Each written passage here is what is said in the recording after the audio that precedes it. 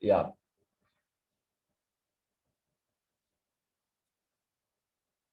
Okay. So today we will have Mr. Heli Kasunga.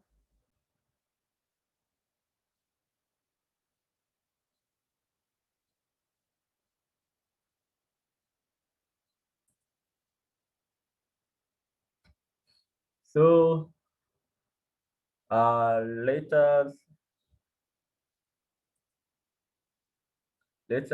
introducing our timetable.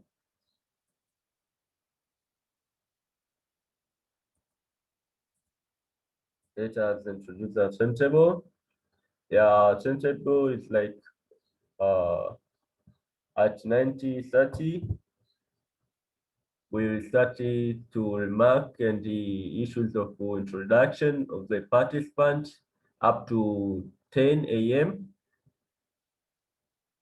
So at the 10 a.m. we will have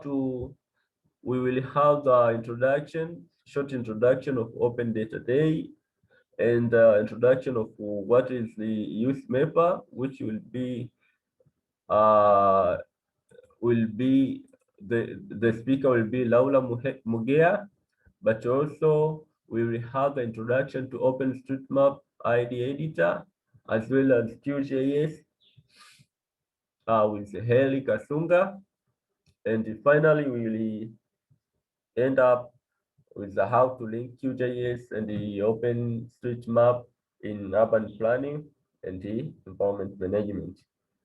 So thank you guys for joining and welcome. So I will welcome also Laura Mugea to continue. Okay, Laura, welcome. Okay, then, yeah, so I think you've done a good introduction of OpenDataDay. So I'll just go straight into the youth mappers presentation. Are you able to enable me to share my screen?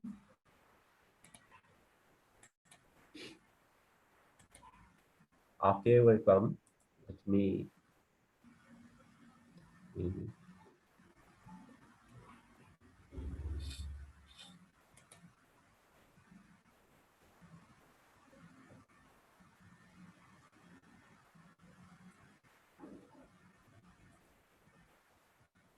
Okay, welcome.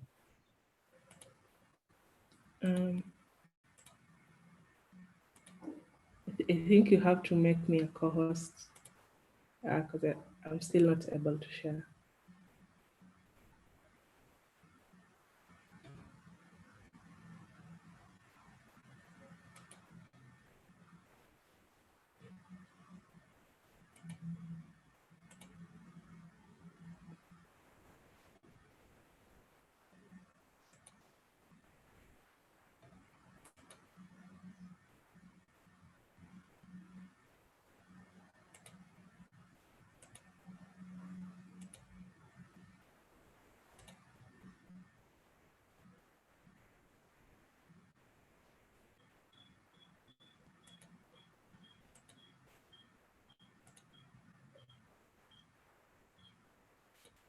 So if you go to participants and then on my name, if you click on more, then you can make me a co-host.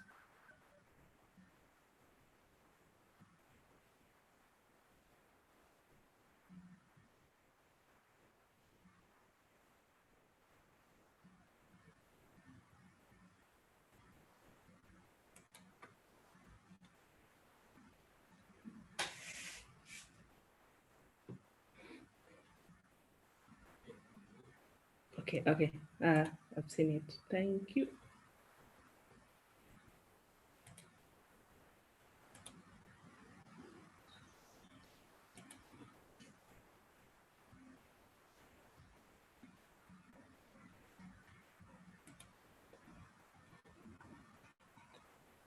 Okay. Yeah. So I was saying, I think you've given a good description of OpenDataDay, yeah, but in summary, what OpenDataDay is that it's an international celebration of open data. So groups of people from communities, school groups, student groups, and organizations come together to celebrate open data and basically to discuss more about what open data is, how people are using it, its challenges, so everything to do with open data. And events usually vary and can focus on different topics. Yeah, but what's common across all these events, it's that they are usually focused on open data. So it usually happens every year. There's usually a selected date, which is usually most of the time the first or second Saturday of the month. Yeah, but I guess within the month of March, anyone can organize for an Open Data Day event. Yeah, so as I shared earlier in my introduction, my name is Laura Mugeha.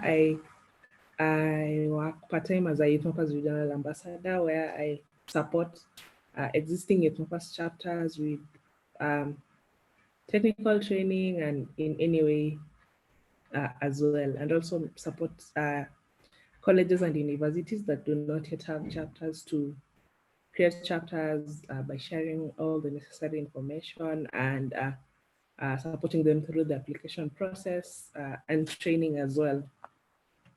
And for maybe this presentation, I was assuming that maybe there are a number of students who might not be aware about what Youth Mappers is and everything that has to do with it. So if this is new to you, Youth Mappers is basically a network of students clubs who are interested, clubs of students who are interested in open mapping. And in addition to open mapping, who are interested in youth leadership and contributing towards attaining sustainable development. So just the same way that there's the chapter at your university where you usually meet to have training sessions, you usually meet to have events. That's how chapters look like. But at the core, that chapters are focused and are interested in open mapping. And through the Mappers network, what then comes from the network is that they support me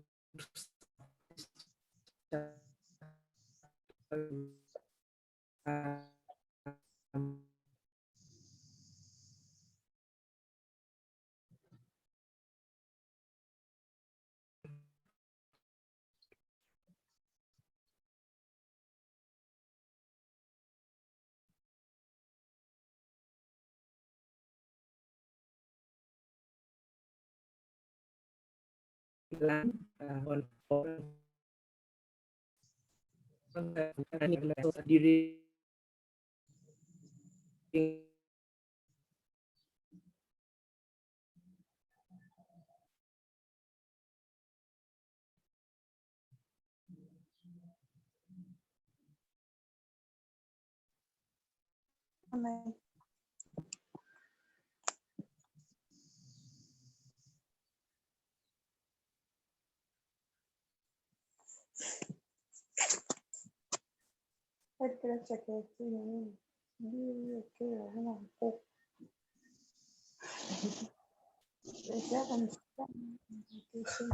Okay, we did some problem.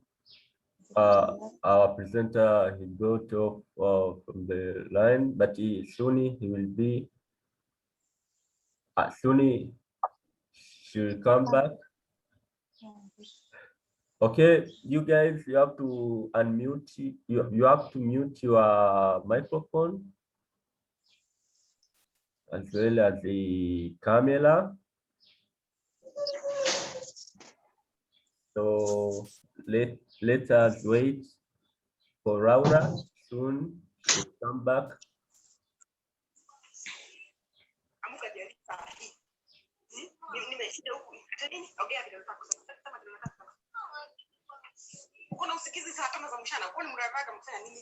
Somebody Asia, you have to mute your microphone. You have to mute your microphone. Kazi nako. Huyu anaongea. Hey, Asini Mkondo, you have to mute your microphone. Usiishi yule mkakaba. Ndio unaweza kuongea. Ndio hapo kwenye kikao. Subiri nilize.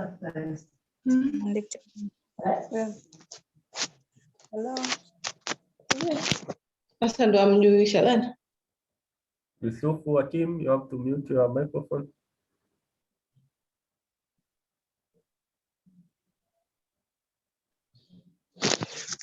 Wewe. Mtumeni wote. Kunizalisha kwenye kikao nini? Nimeuti nini bwana kuelewi.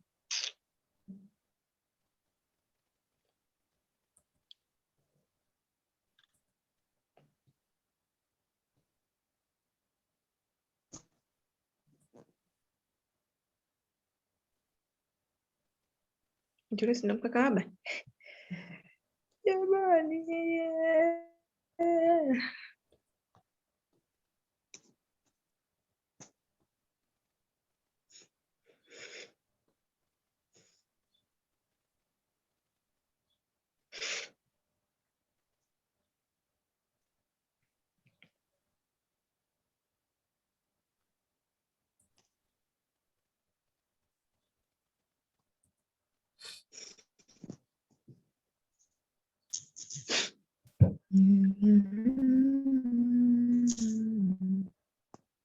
Okay, we lost the Laura, so we have to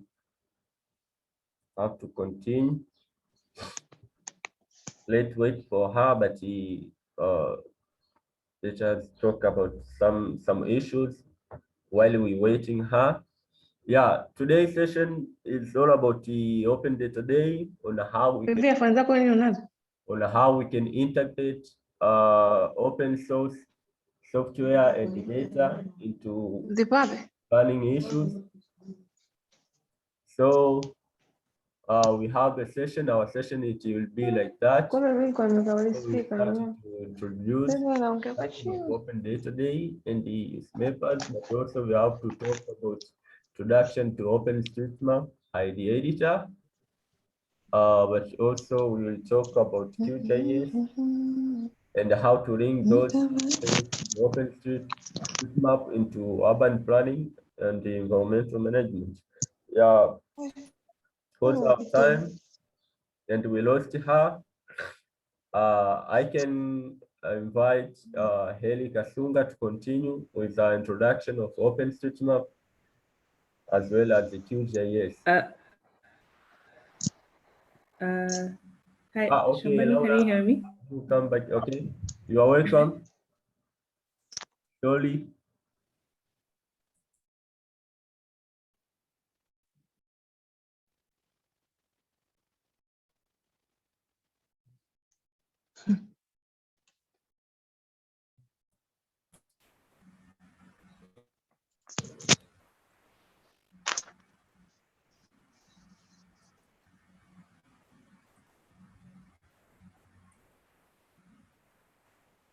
Welcome, Laura. You can go on. Okay. Could you enable me to share my screen again?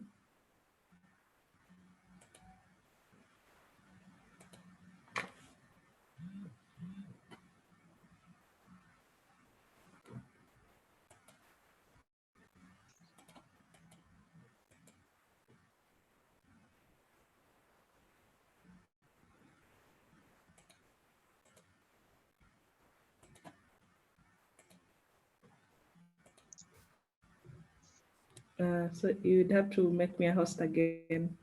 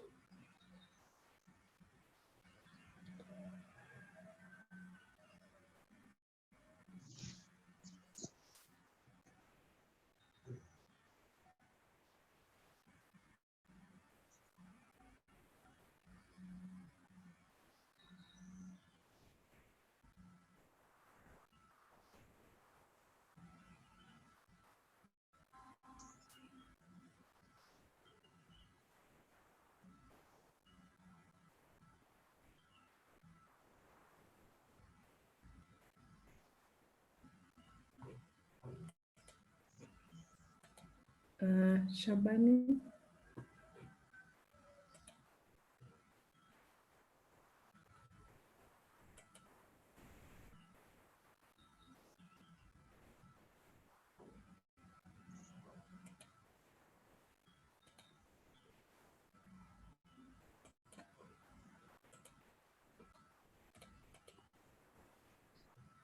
Could you make me a host again? Laura, Yes. sorry, I tried to communicate with Janet because she is a host now. Okay. Yeah.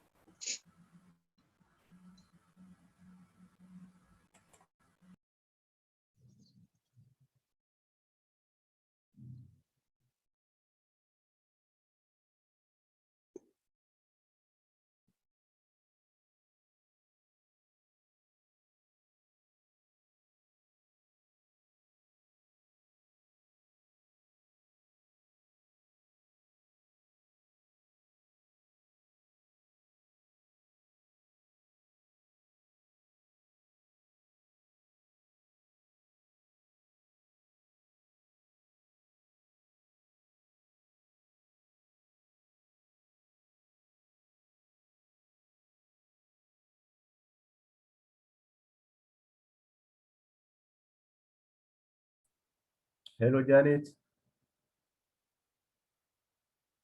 Janet.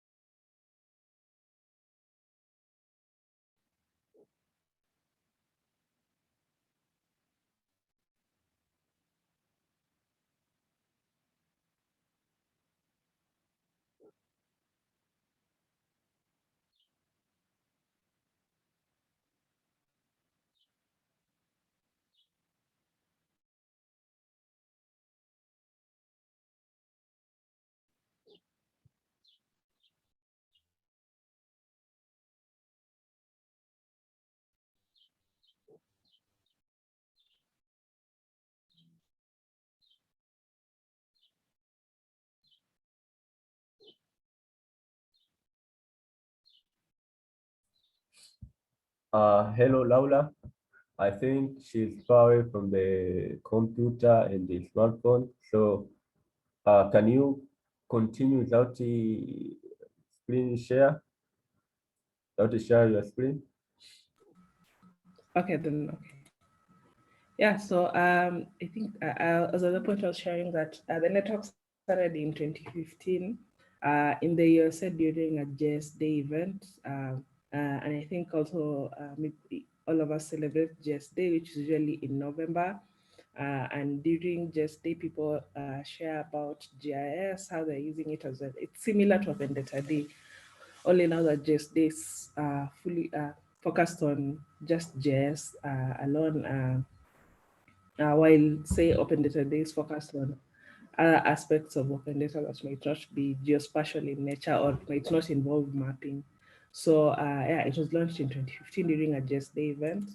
And at that event, it started with four universities. So the Arizona State University, Texas Tech University, the George Washington University, and West Virginia University, all in the USA. And in just about 6 years from those four chapters, the network has grown to over 240 chapters in around 55 countries around the world, with a huge portion of that network being in Africa and in African countries.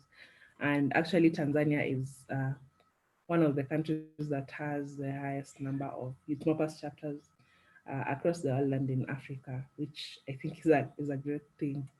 So what chapters mainly do is that, as I shared before, focus is on open mapping. So we work on mapping activities in response to data needs for development and humanitarian projects in parts of the world where there's a lack of such data that's open. So we mainly work on open mapping projects.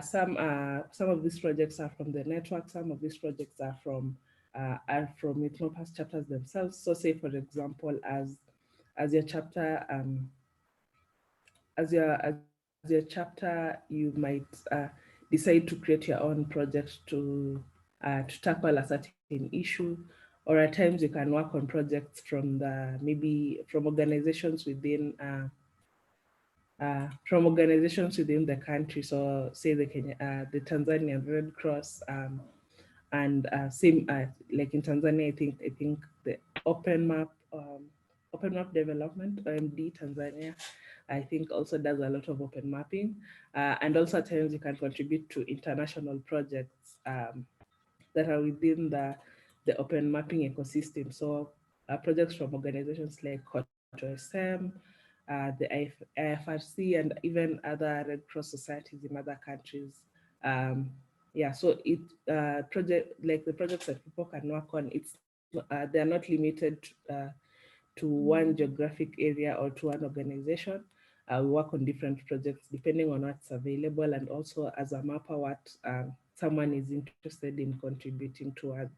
And all the data that we contribute to is through a platform called OpenStreetMap that Harry will be discussing and sharing more after after my session. And then lastly, it's just that I've said the projects are by chapters, by organizations, and pretty much anyone. And also through these activities, over 11 million changes have been made by youth mappers on OpenStreetMap, which I think is a great number.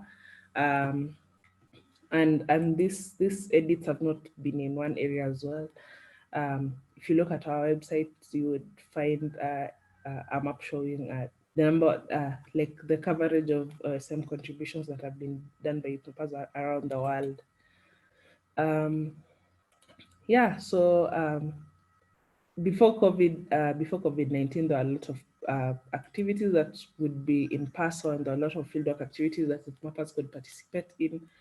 But due to COVID-19, we've also had a lot of virtual mapping activities where we've connected on Zoom and mapped together, or at times we have just talked on projects virtually as individuals. So most of the time it's projects that have been sent through our network and all that.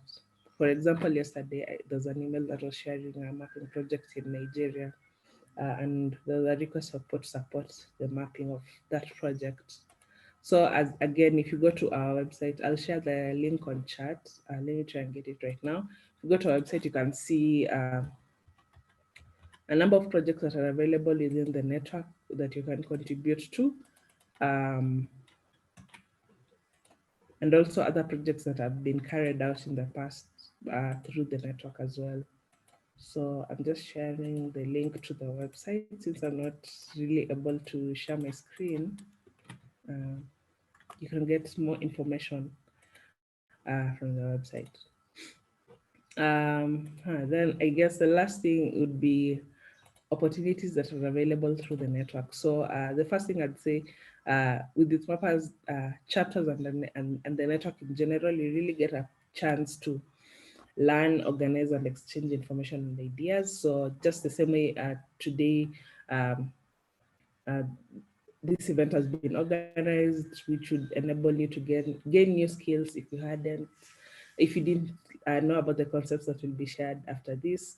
And as well, also a chance to exchange ideas, I guess, even during the introductions. Maybe if you saw someone who does something and you could probably reach out to them afterwards and I'll learn about what they're doing, or maybe if you had any questions or thoughts on the kind of work that they do. And as well as if as a student you get a chance to participate in activities that maybe are regional or even national. So getting a chance to interact with students from other countries or even within your country, but from other chapters, you also get a chance to have that exchange of ideas on what people are learning and what people are doing, which I think is very necessary. I think it's important to, as a person in the GIS space or in the mapping space, a lot of things change, a lot of technologies are coming up. So it's very important to be on the loop of things and have an idea of what's happening. Yeah, and just maybe you'll find something that you've been looking for or something that you've been curious about. So yeah, there usually also like a number of exchanges between chapters. So it's possible to have to collaborate on projects with a different chapter in a different country, to even just have like a networking activity where you get to meet students from other chapters. All that can be organized if people are interested in that. Then the other opportunities that are available is that every other year there's usually a fellowship. So it's usually a leadership fellowship or a research fellowship that's happening every other year. So our leadership fellowship is usually focused on improving the leadership skills of a student. So it's usually a week-long training program that happens in a chosen country. So the first leadership fellowship happened in 2017. It was in Nepal. I hope I'm not wrong. Then the second leadership fellowship happened in 2019. It was in South Africa. Then other than the leadership fellowship, there's usually a research fellowship that also happens every year when a leadership fellowship is not happening. So the first one was in 2018. It happened in the USA. Then the other one was supposed to be in 2020, but obviously because of COVID-19, that didn't happen. Yeah, but a research fellowship now is more focused on the technical aspects of open mapping. So selected fellows I usually have submitted proposals about projects that they're working on, and then they get technical training on those aspects to sort of improve their research projects. Then so these are opportunities that happen every other year. So students are always encouraged to apply and participate. Yeah, but obviously because of COVID-19, I'm not sure uh, uh, when next fellowships will start happening again, because in 2020 it didn't happen, and also for 2021 I'm not sure there'll be a fellowship just because nothing has been announced yet. Yeah, then the other thing is that there's a focus a focused attention on female mappers. So as we all know, there is a lack of diversity within the open mapping space in general, and also focus chapters are usually affected as well. And what this means is that there's a need to also have a number of projects or a number of initiatives that have been put in place to make sure that that if female mappers are available, they're empowered to contribute, and without no fear, without having any doubt. So usually have at the moment we have two initiatives. The one that has been there for a longer time is called the Let Girls Map initiative, where there's a focus on female mappers, and this focus involves sharing about their projects to also encourage and empower other female mappers, and also focusing on projects that are addressing issues that women and girls face as well. So projects such as the projects by Crowd to Map that are focusing on ending female genital mutilation using maps, and other issues that women and girls face on a day-to-day basis.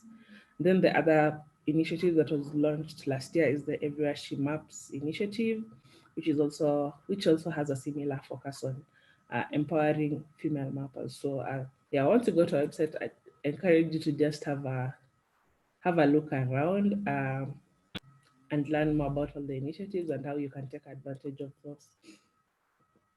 Then lastly, since last year, there's been a fieldwork program where chapters can receive a grant to carry out a fieldwork project that they would like to work on. And actually for the fieldwork program last year, there's a chapter in Tanzania that received a grant. So great that the country is represented there. But also, I guess also for your chapter, you can also have a look at that. Although for now, applications have closed, but I think there might be a second round later in the year.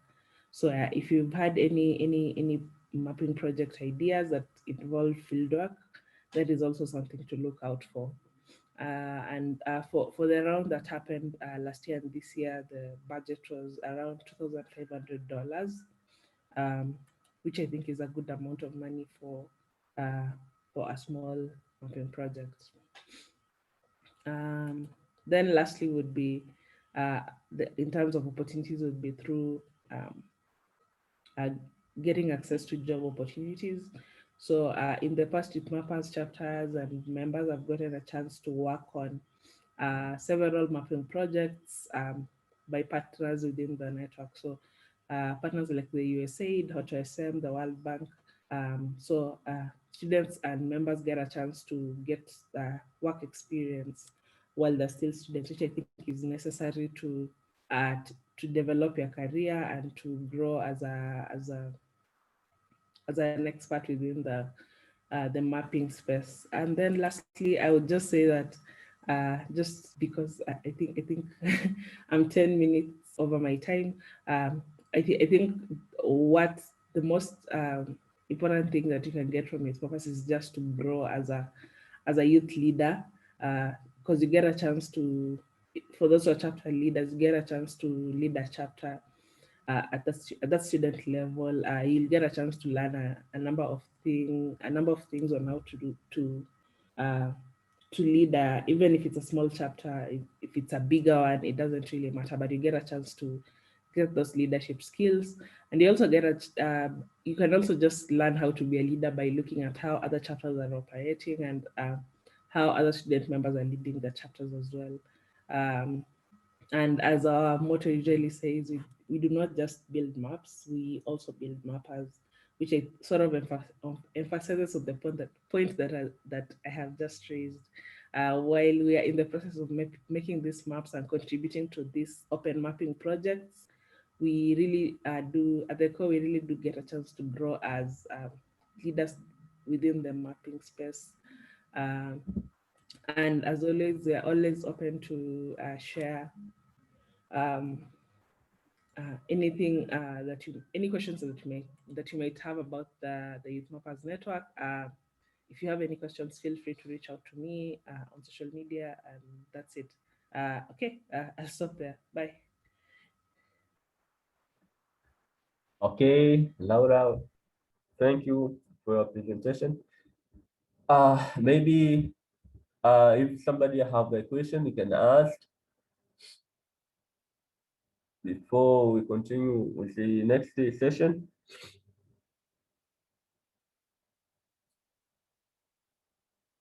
Okay, well, yeah, so next session we will talk about the introduction of OpenStreetMap and QGIS. So welcome, Mr. Haley.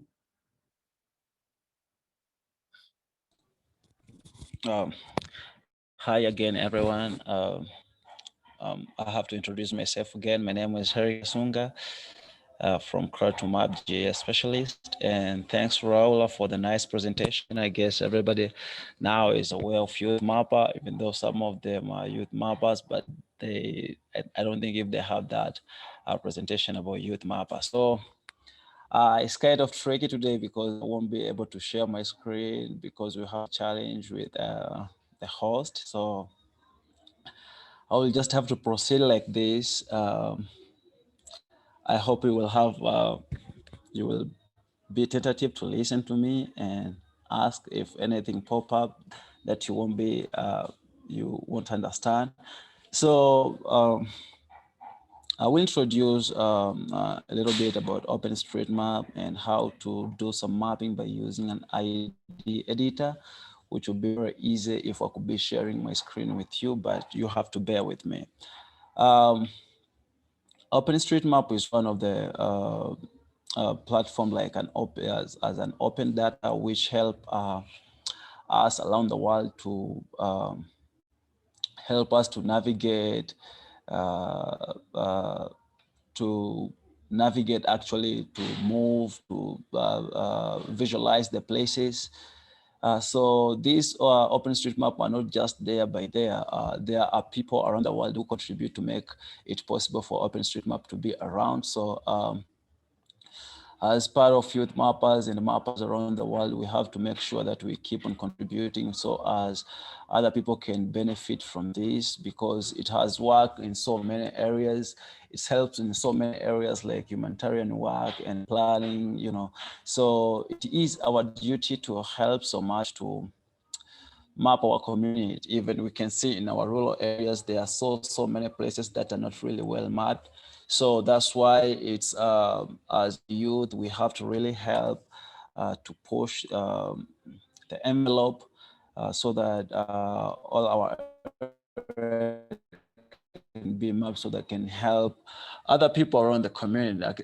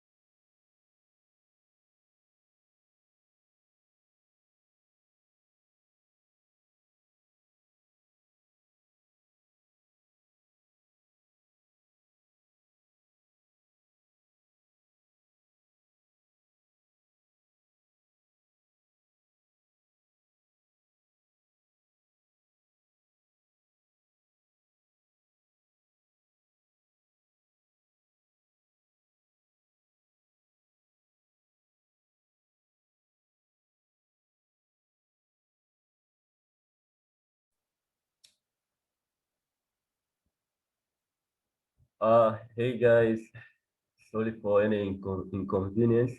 I think the network is not good.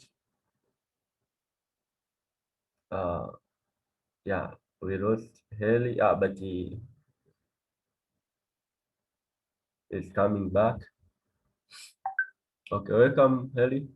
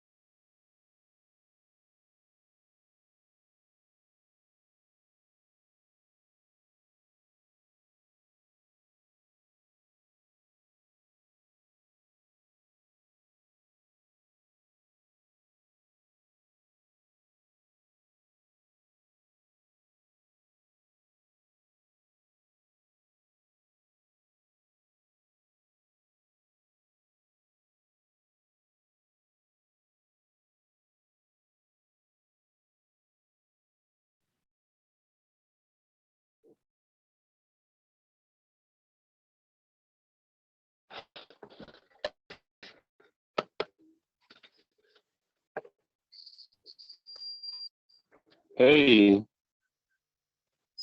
ndugu zangu, leo tunaendelea ndugu zangu. Samahani na kidomo lako chini, sijaelewa.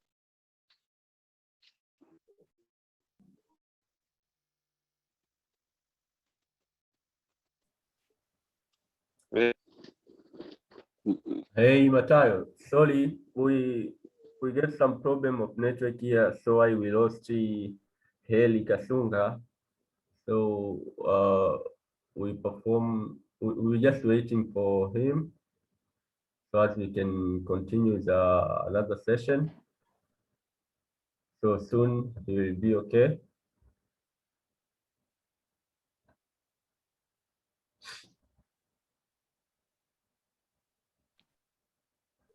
Maybe if you have a question in previous session of Laura, you can ask.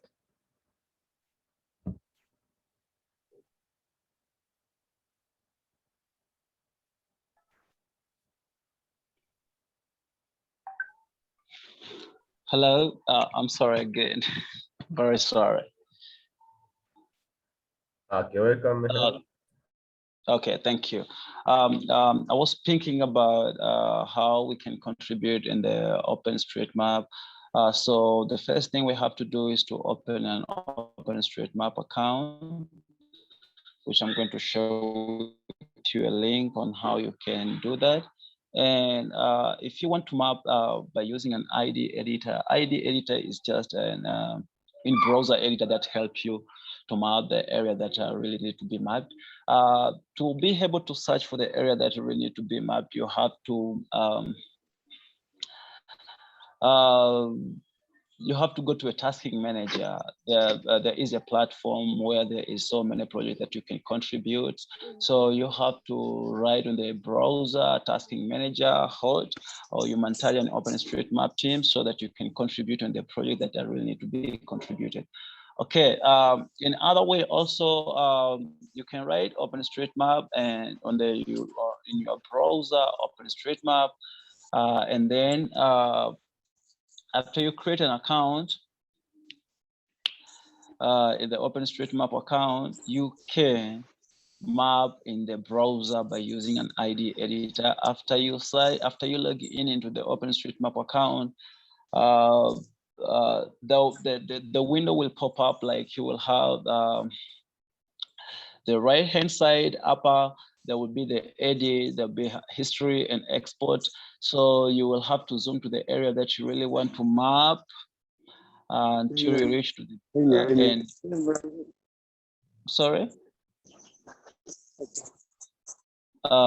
And then you will place on edit you will press edit tool on the upper side or your left hand side. So you will zoom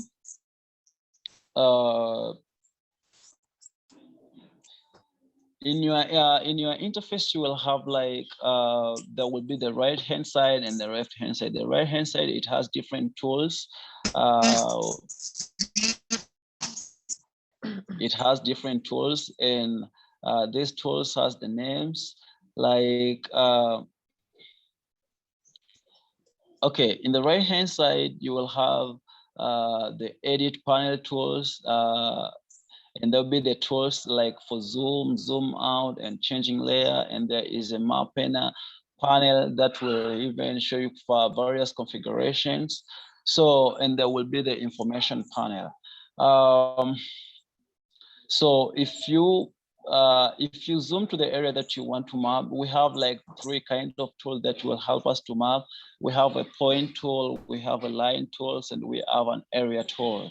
So the point tool will help you to map those features that are point, or the features that are always you are aware of. Let's say you say this is an hospital, you identify it as an hospital. Maybe say for the line features, there is those linear features like a road. There's those linear features like water, I mean stream. There is a river, And for building, we always use areas, maybe buildings and land uses. We use area as our tool for mapping. So let's say you want to map a building. You zoom. After you zoom to the area, that you are interested in contributing for mapping, you will take an area tool. You will click an area tool. After you click an area tool, you will start draw the corner points of the area, so that you won't. You will start by left clicking at one corner, and then to another corner, and then to another corner, and then to another corner, and then until you map the whole building that are visible on your the area that have been seen there. So I know it's difficult to just speaking without presenting what I'm supposed to here. So after you manage to draw your building, you will have to, there is a button of saving here. You will click on save, and then it will allow you to upload your features, and then you will go and uploading the features. In that way, you will be able to map. You will be able to, you will be contributing on adding the features on the OpenStreetMap. So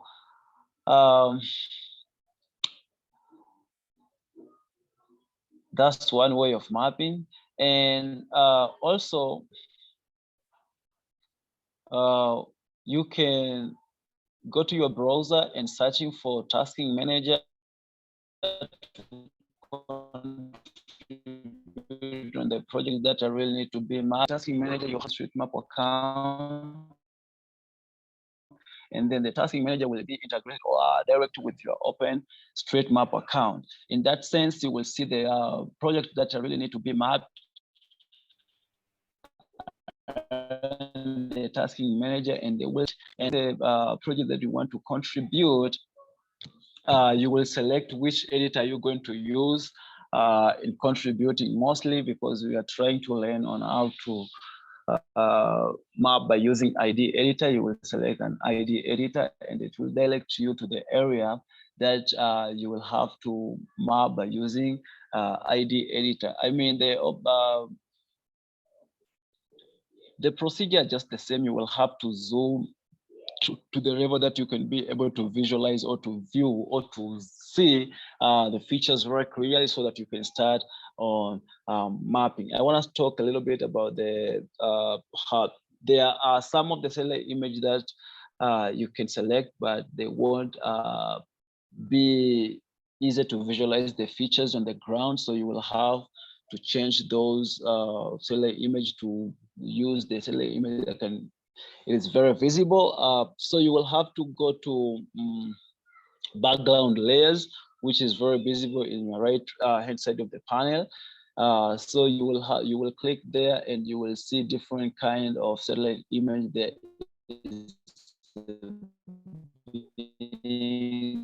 is a Maxa Premium, there is Ezra. You will choose which one is very visible. You will start drawing the features that are seen the ground, maybe buildings. Maybe you see this is the forest. Sometimes the local knowledge, if you know the places, the local knowledge also help to identify features and help with mapping. That's why we emphasize, if you know your places, could be very easy to help with your local knowledge to map the features. So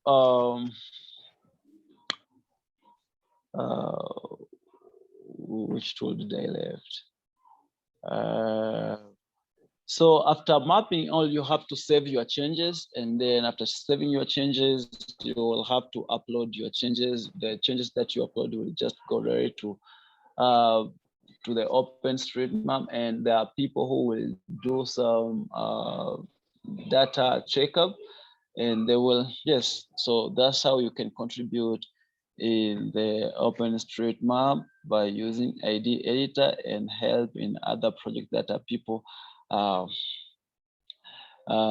trying to work on. So I will invite if there is a question.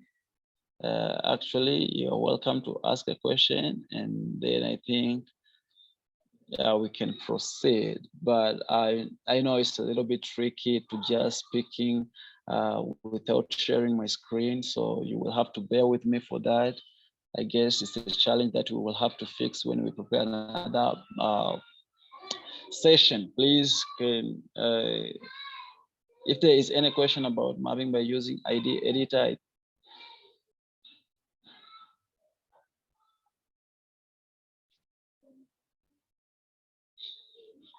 Hello.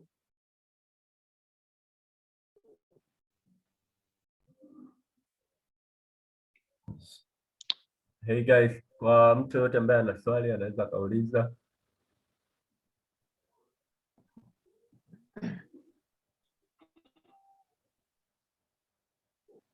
Okay, I'm going to assume this. Hello. Hey, Mr. Hello. Sorry. I have no question, but I have addition. Yes. Okay, shoot. Hello. Solo listening only. Yes. It is not enough to. I have a question. Hello. Hello. Hey, Mr. Shaban. Okay, wake up. Hello. Hello. Hello. Hello. Yeah, I think I got his point. Hello, What he was Shaban. trying to suggest is Okay, I like, have a advice. See, question me. Yeah, I have a device. Hello, Mister. Yeah, we hear you. we can hear you. I have a question. Yes, continue. I have advice that solo listening only, it is not enough to help us to understand the One, see,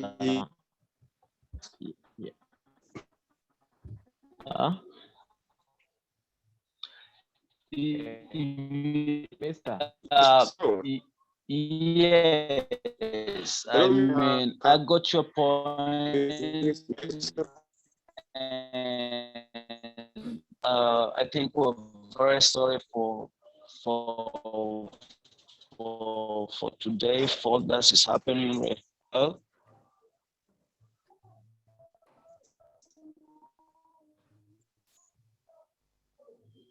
Hello. Hello. Oh my.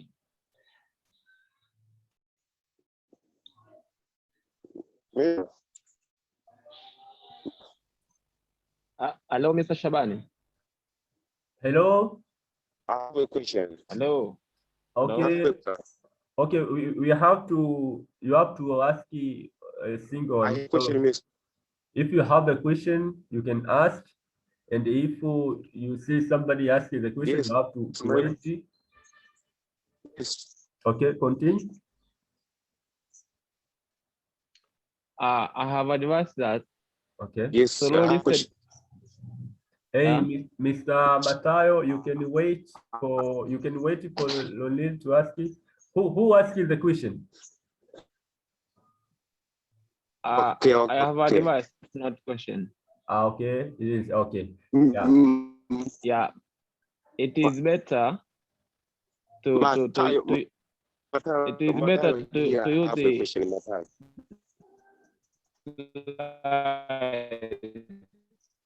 because only it is not so for another time it is better to use slides for more clarification, Mister. Yeah, of course, sure. Are we together? Yeah, of course, sure, but we get some problem in host here, so we could not be able to share our screen. So why we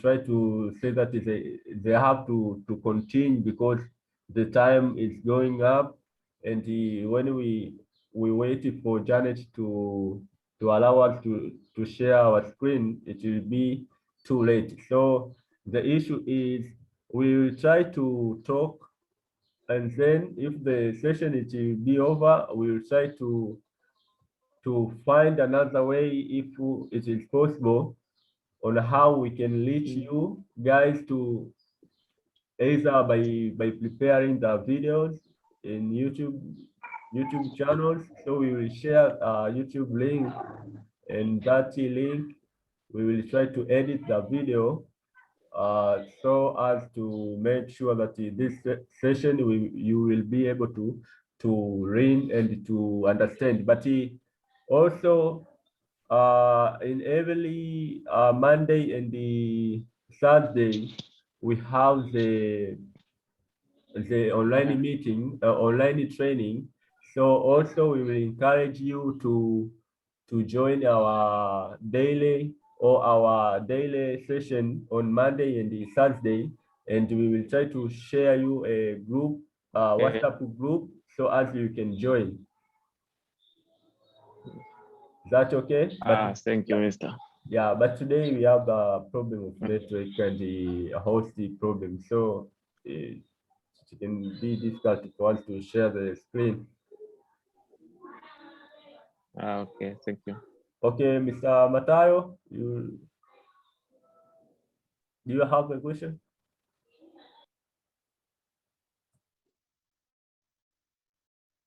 Yes, I have a question. Yes. My question is for how Kasunga only in your they feel like hidden.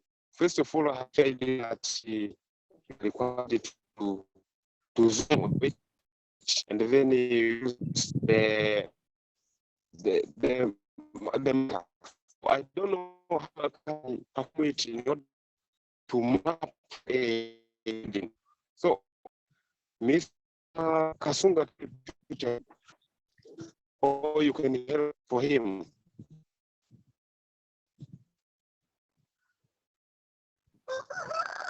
Hello.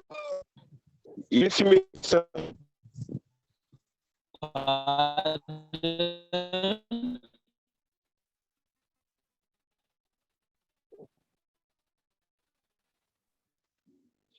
I didn't get that. Hello. My question is, Can you come close to your mic so that I my can hear your question question? in order to map, I don't know how I can to map. My question is that I need to begin.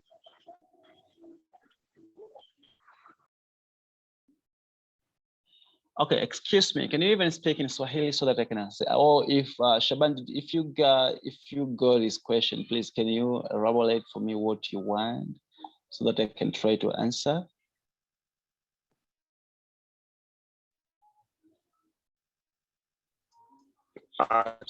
Can I repeat it? I think there's a problem with the network. In order from this to the Sorry, Mr. Matayo, we don't hear you because I don't think issue is the network or what, but maybe you can find a good way to speak even. No, you can write on a chat. Okay, you can write in your chat and we can see your question.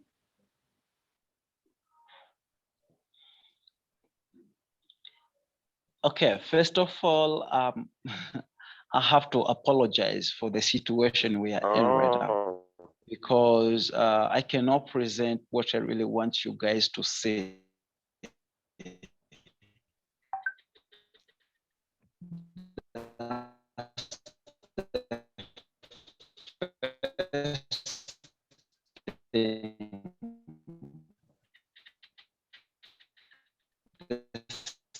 second thing I know is also challenge just speak without you to bear with us for today. But yet maybe for the people who have been presented, I think we could create and share with you maybe on Monday or Tuesday so that we can repeat from the perspective of ID editors and QGIS, because I really know it would be very challenging for me to just speak and missing what I'm doing while you will just be on the other side and not seeing me what I'm doing. So I hope you guys will bear with me. And I won't even start to talk too much about the things today because I'm just wasting my time. I'll be speaking a lot of things, but if you won't be looking what I'm doing, it will be very challenging for you to even understand unless you're familiar with everything that I'm speaking and I'm talking to. Other than that, it will be very challenging for me to present.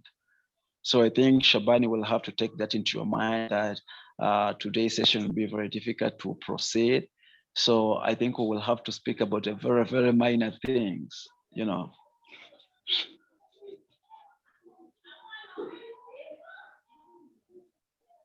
Hello? Yes. Yeah, so if there's no question on this part of an ID editor, if there's no any other question from the part of ID editor, I think I will have to proceed with the other session.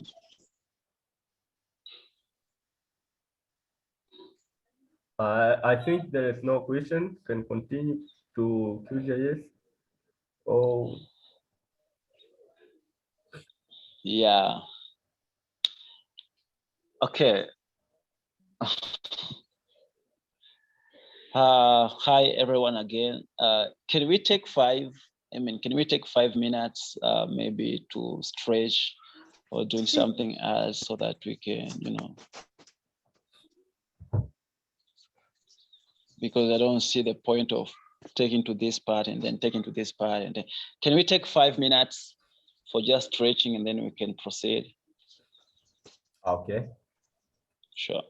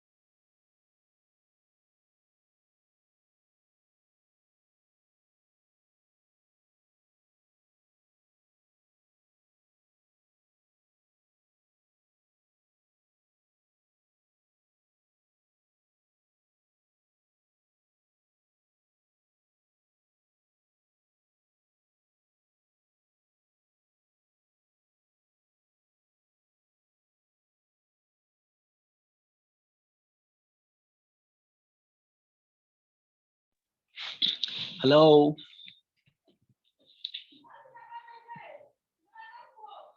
Hello. Hello. Yes, I think we are done with 5. Yeah, sure. Yeah, I mean, uh, I think today is a very challenging day, actually. I was just thinking. Or is it possible to change it to Google Hangout right now? Or I mean, everything is possible, but I don't think if we will have the participant yeah, joining right now. sure. So I don't really want to talk much about this. I think I will have to just give the tips, and you know, I'm gonna proceed for just a very few minutes because I know it's very difficult to present this without showing your screen. Okay. Okay. Yeah. So QGIS is another open source software which is very free that everybody can download it and have it. The QGIS is doing quite an amazing job because you can do some analysis by using QGIS. You can perform some. You can create a very good map by using QGIS. So it's a very, very nice tool that can help you integrate the OpenStreetMap data and you can work with them on QGIS. So I'm not very sure if everybody is familiar with the QGIS, but I'm gonna assume that a lot of you guys are familiar with the QGIS. So after you download QGIS, you will have to do some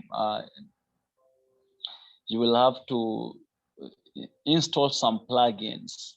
So you will have to, one of the plugins that you have to install is Quick OSM, which will help you to view or to integrate the OpenStreetMap data with QGIS tool.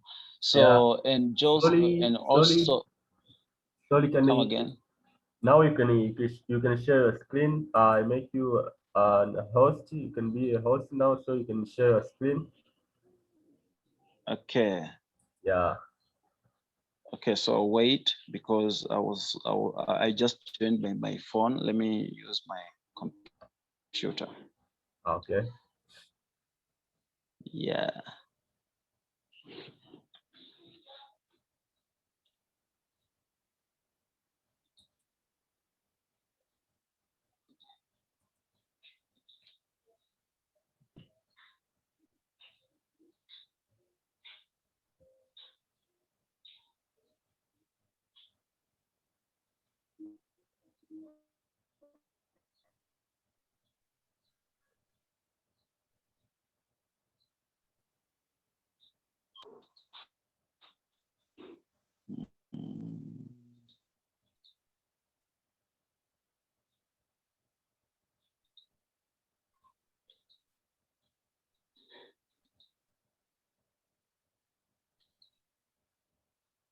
Just a second, please.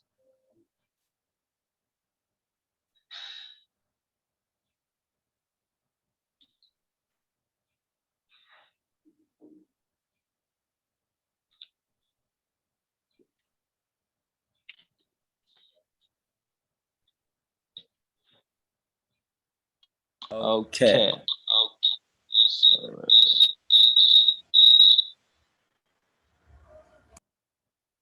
Can you put me as an host, please? I hope you can see my 2 devices and put me to my computer device. Yeah. It's done. Let me try to share. No, you just, okay, let me, since you set me on my phone, I'm going to change it to my computer.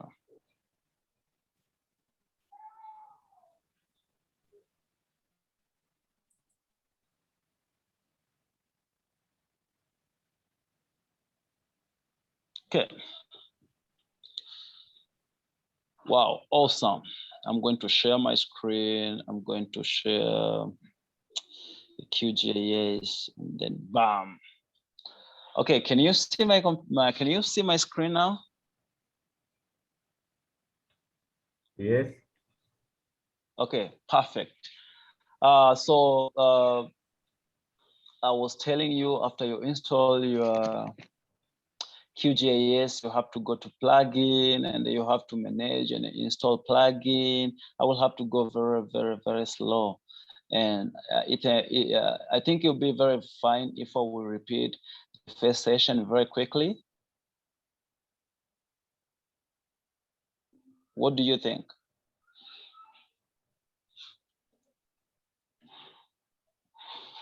A quick. So here you can install the quick OSM as you see here in my screen.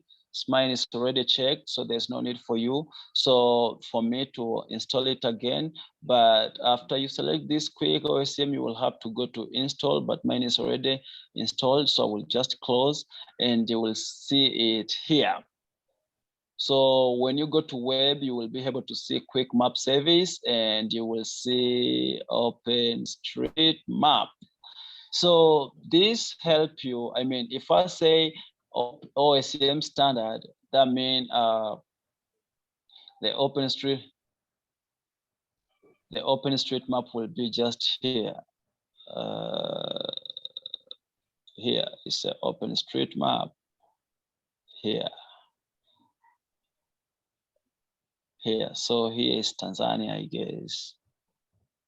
Here is Tanzania.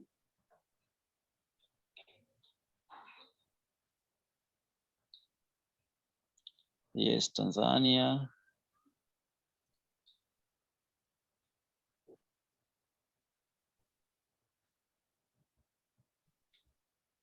I'm sorry, Shaban, I don't have I cannot set you as a co-host because I don't have a license of Zoom account. Okay. Yeah. So, so you see here, it's like I've tried to integrate an OpenStreetMap account into QGIS. What I'm going to introduce for you into QGIS is how you can create a very simple map by using OpenStreetMap data. And to do that, maybe I want to create a very simple map of Serengeti health centers. So if I want to create a very simple map of Mgum, not Serengeti, Mgum town. So here is a Mgum town, and I want to create a very simple map of Mgum town showing the health centers, this one. So what I'm going to do is I'm going to quick search, and okay, I will have to go slowly. There is a quick search button here. I will have to click it. After clicking it, there is an option like a quick query, there is a query, there is OSM file, there is a parameter, there is about. So I'm going to with a quick query. So when I'm writing the key, what am I searching for? I'm searching for, I can search a lot of things. Okay, so what am I going to search for? The first thing, I'm going to say, okay, I will need to find highways, public. I wanted the road to appear of Mgum Serengeti, so I will try to say okay, let's say highways. Select highways. The value of the highway will be I will need, because I know in Mgum Serengeti, find the primary, secondary, tertiary is very difficult. I will just go to unclassified and I will go to it. I will write here in where? In Mgum. So I will try to do this query and then I will run a query. It will take some time. to give me the output.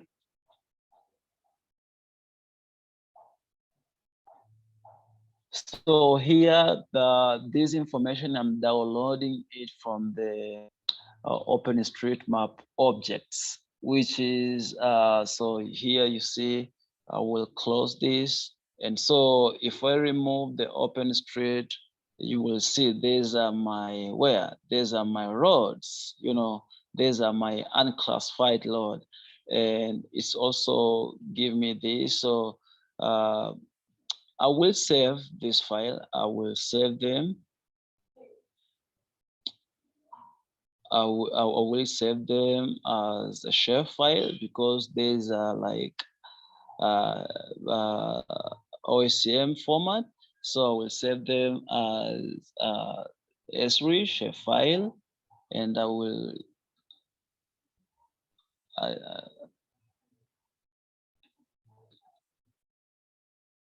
yeah, I will save them on my work, on my research. So we'll say road.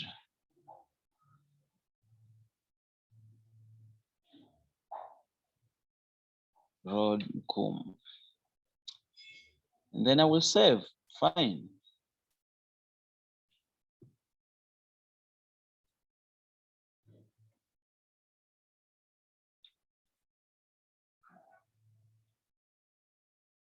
And then I will save. And then I will remove this. Remove this one and this one. I'll remove it. Remember, my target is to just make a very simple map of health center facility around Mgum-Serengeti. And so I started with road because I just know, I'm very pretty sure that if I want to go to a health center, I will just use the road. So I just want to make my map to show the roads and health centers. So I will go to quick search, and what am I searching for? I'm searching for something like amenities. The key is amenities. In amenity, what am I looking for? I'm looking for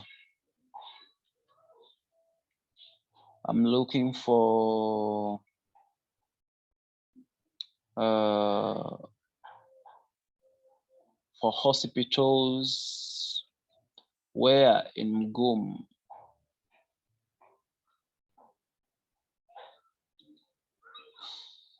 And then I run a query to see how many hospitals will come, will pop up.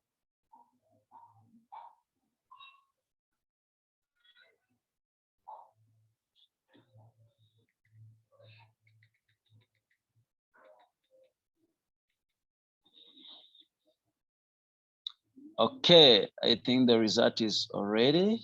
Let me see. How many hospitals?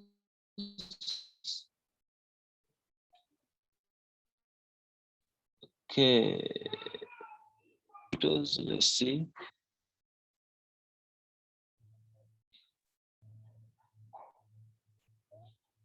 Okay, there is one here.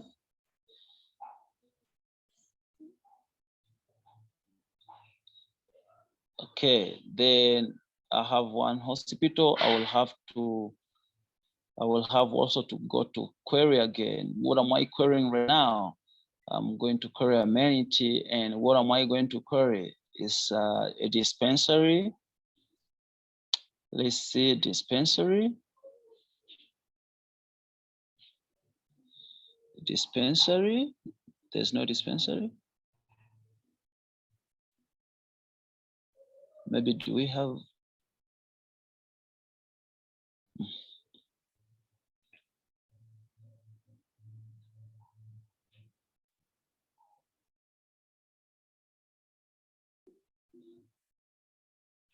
Let's say farmers in Mgum. I'm running the query. See how many farmers do I have in Mgum.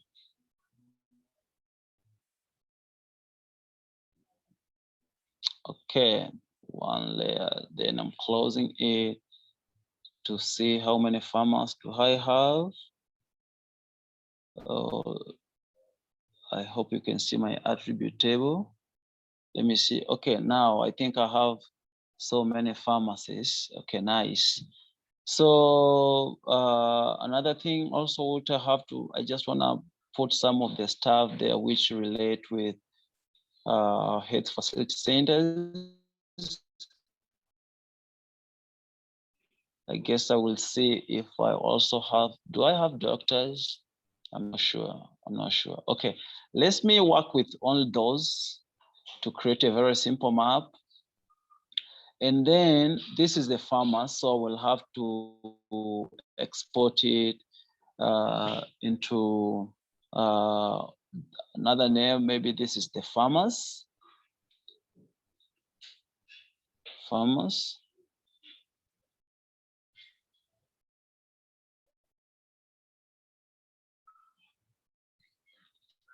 Save.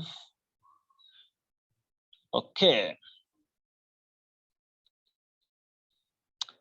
I have hospital. Let me export it and save it. Okay, call it hospital.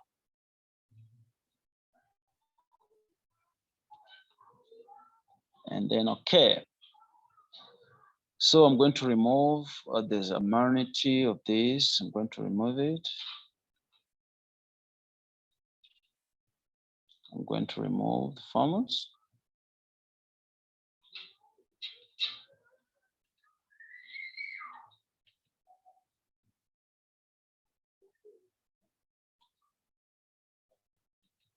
Okay. And if I remove this, OSM, you will see like how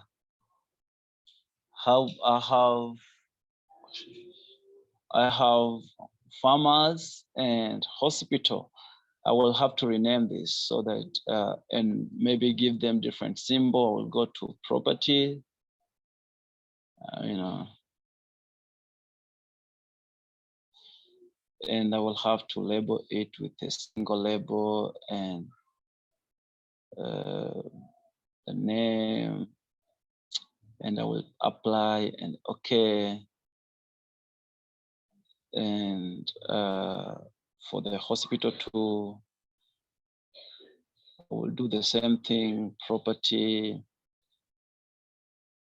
and I will go to single,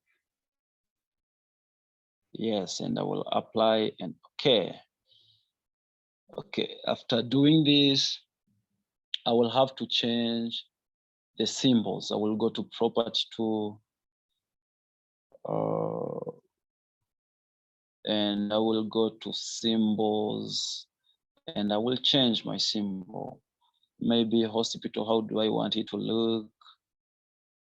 Okay, let's see.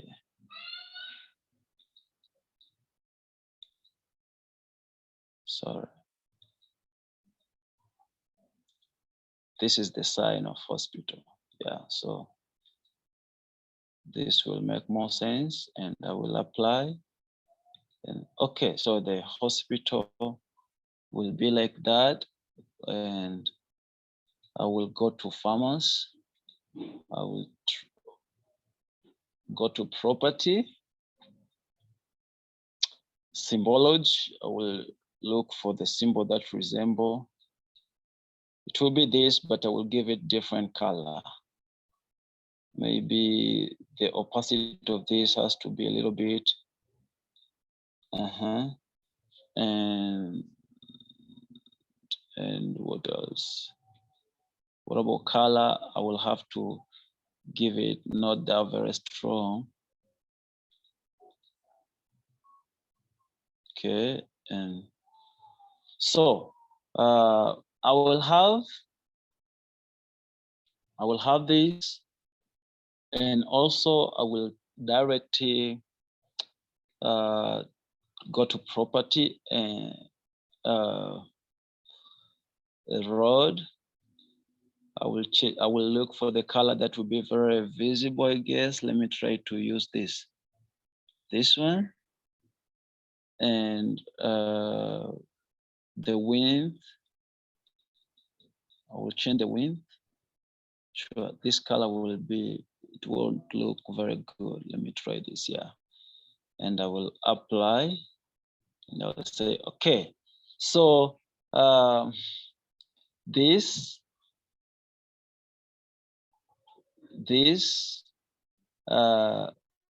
and if I put also, so you will see, since I don't want this OSM,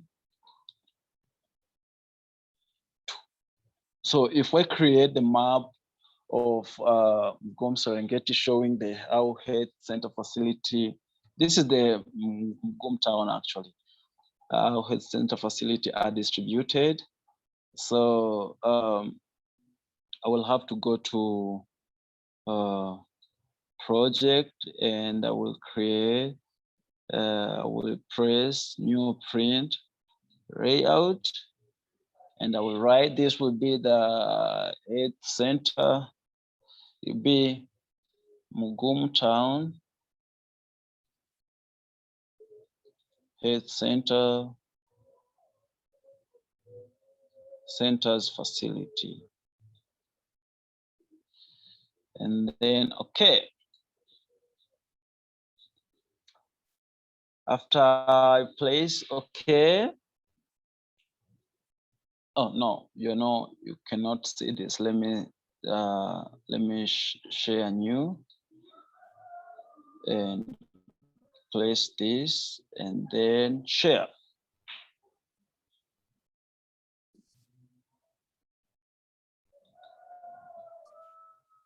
Okay, now you can see it, right? So this is the print new. After there, this will appear. And so I will add item. I will add a map. I want the map on the screen to appear here. So I will draw it and it will appear here. Okay. So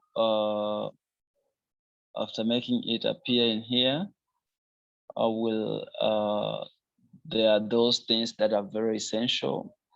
You have to remember, you must have a scale, you must have a heading, you must have legend. So we'll add those necessary things. Like, what do I add? North arrow direction. So I will go with legend first, and I will put it here.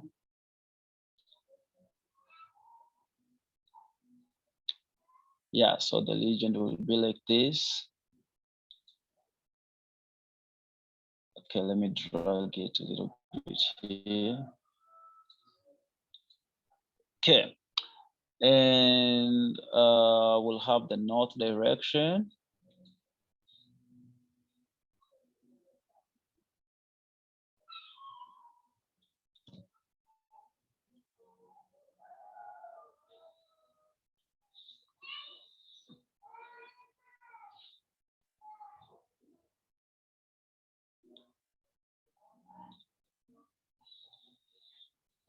Here is my north.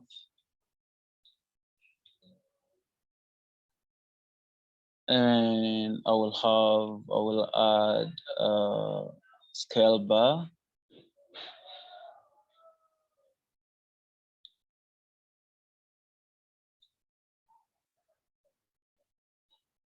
Okay, so, but you have to, sorry, I will go back to layout. I will go back to scale, to map.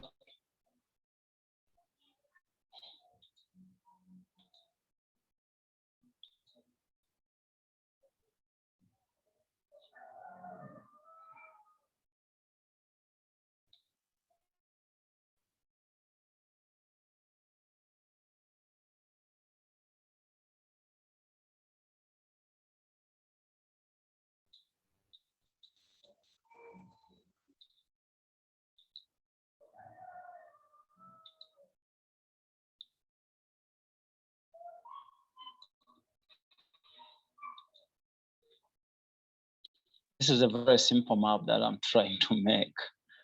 And I will go with the heading.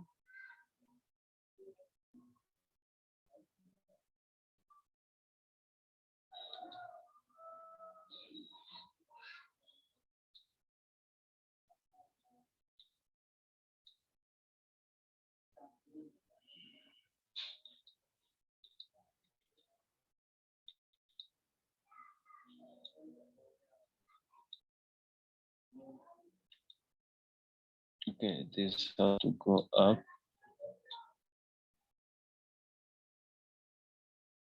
Up.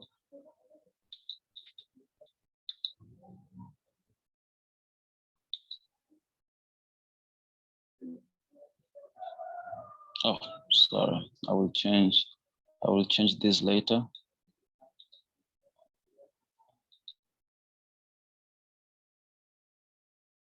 We'll have to write Gumtown.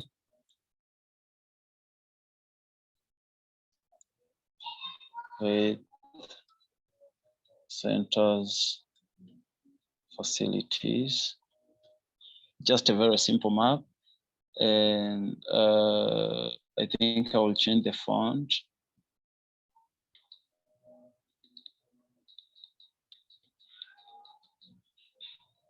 Okay, I think that font is enough. Yeah, and I will have to change the scale. Let me say the scale.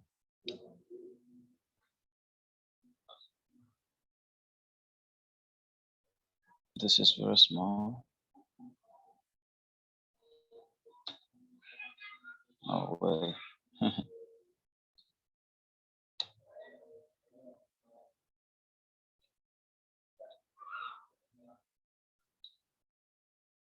No way. Let me try this.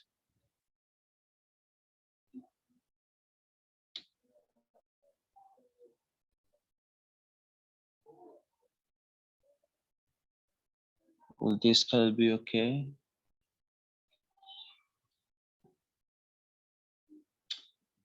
Okay, let me try this.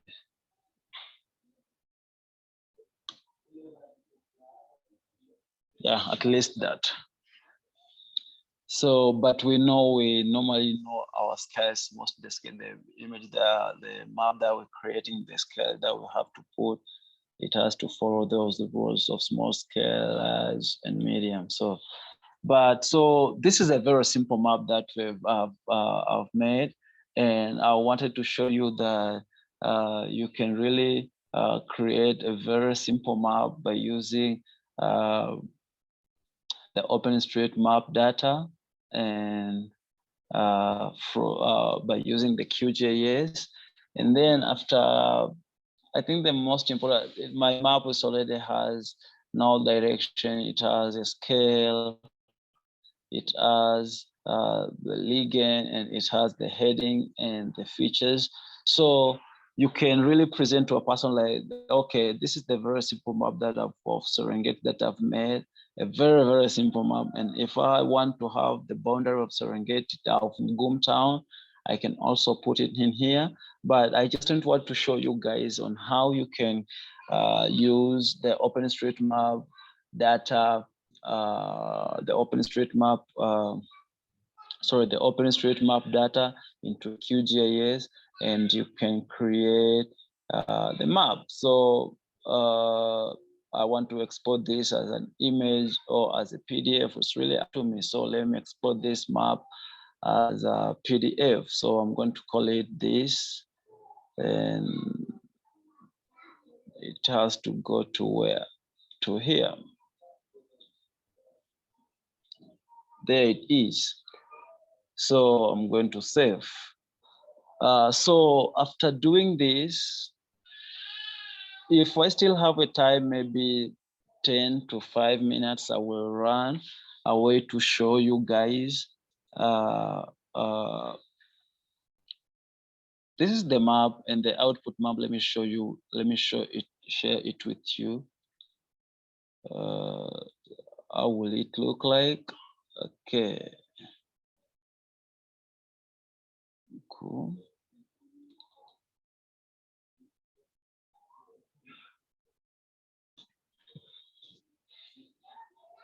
Okay, let me share it with you how it's look like.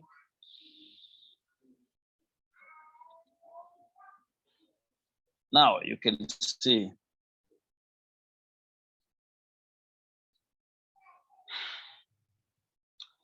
See, this is the map we've created of Goom town. It has some sort of errors, but it was just a simple map to show you guys how you can create the very simple map by using the OpenStreetMap data. So Shabani, if I have a time, could I go back to map with ID editor?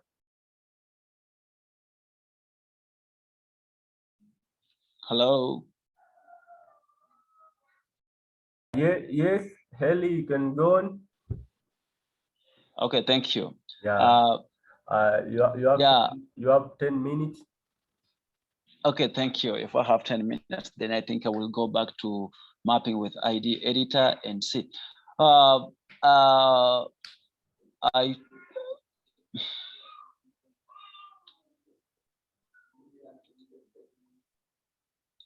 was telling you guys, if you want to contribute in the mapping by using an ID editor, let me share my screen.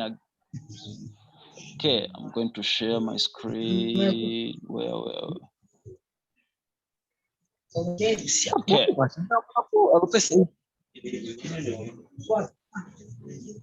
Can you please mute your mic?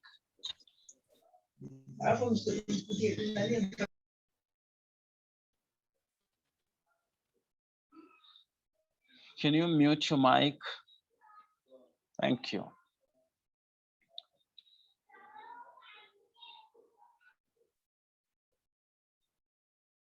Okay, this was the presentation of mapping by using an ID editor, but I would really love to go to the practical session of how can you really log into OpenStreetMap and edit by using an ID editor. I will have to pass it very quickly, though I would like to go to tasking manager and share with you how you can integrate your tasking manager with an ID editor so that you can start mapping. But I know it's gonna take some couple of time, so I will have just go to share this browser. Again, I'm going to share this one, sharing it. Going to create another browser, and I'm writing OpenStreet. Sorry. If you have an account, just go to OpenStreetMap login and tool search. Okay. See, this is the interface of OpenStreetMap. So this shows I've already logged in because I'm mostly into my account. And this is the interface. And when I was talking to edit was on the right of the top here, you can see, and there is history and there is export. So where I want to map, there are places that I will always map is Kibondo. Kibondo look like they need to be mapped. So I'm going to search for Kibondo. This is Kibondo. So after searching for the Kibondo, I will zoom to the level that I think that's sufficient enough. And then you see there is this drop down. I will edit with an ID in browser editor. I will select this option and it will take some couple of minutes to search. Give it a time. Let's take a little bit time. Okay, finally. Yes, so yes, this is Kibondo. This is Kibondo. And this is how Kibondo look like. And I think I've spoke image. When you see, you cannot really visualize your background, your image very clearly. You will have to go to background setting, which it has like 3 layers. I will click on that area, and there is a Bing area image. There is an Esri. There is an Esri image clarity. And me, I'm gonna choose Maxa Premium. So I will select Maxa Premium, and the Maxa Premium will look like this. So in this sense, I will be able to say, okay, I can visualize my features very clearly, and I think I'm going to use this Maxa to start mapping my features. So I've showed you about, I think I spoke earlier about how can I tools to map. I'm going to start with here. So I'm going to select area, and I'm going to start mapping. I will click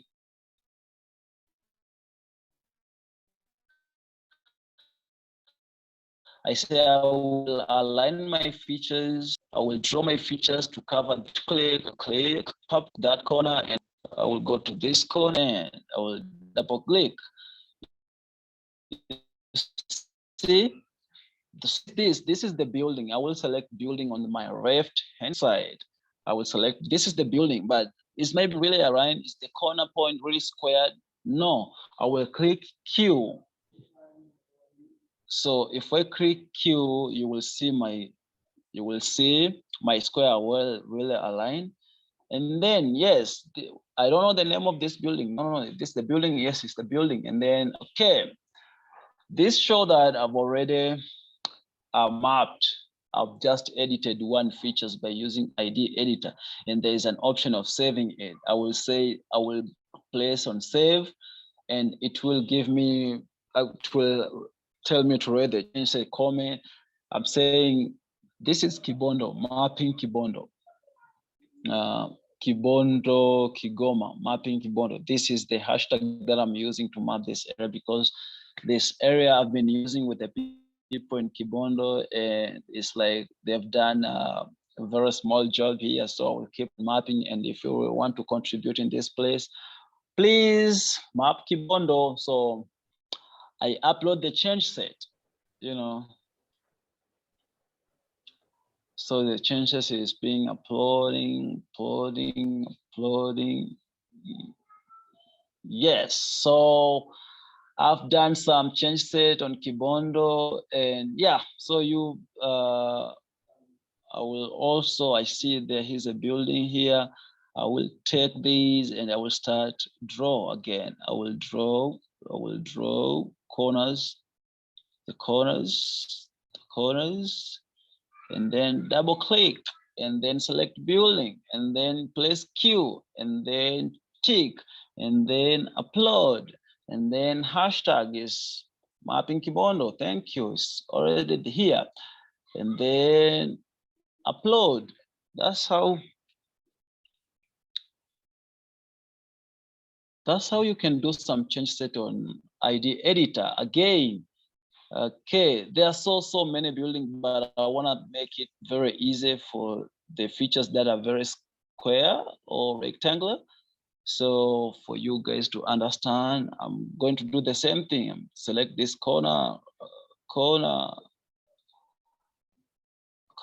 and then double click. Building, Q, okay. Save.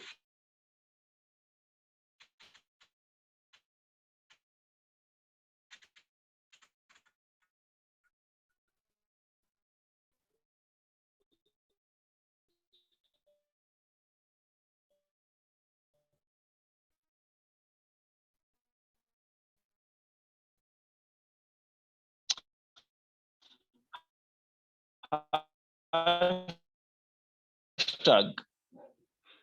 Let me say hashtag. Has to be here. Kibondo.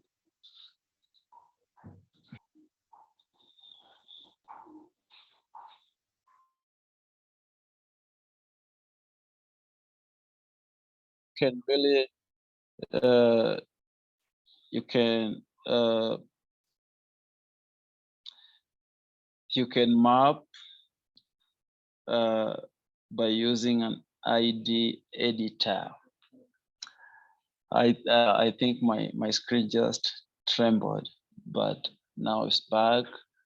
I wanted to show you guys on how you can map by using an ID editor. I guess you guys seen how you can map by ID editor, though I've spent some couple of minutes. And I think also you learned on how you can integrate the OpenStreetMap data with the QGIS and create a very simple map on a QGIS.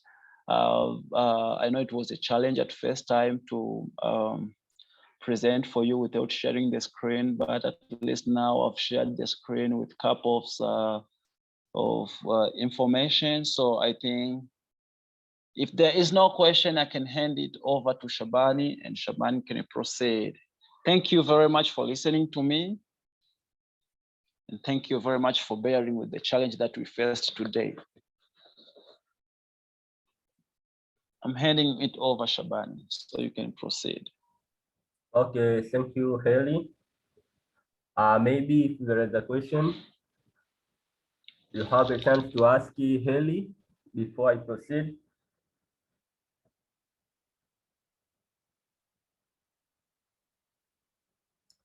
Unaweza ukauliza swali kwa hiyo session iliyopita.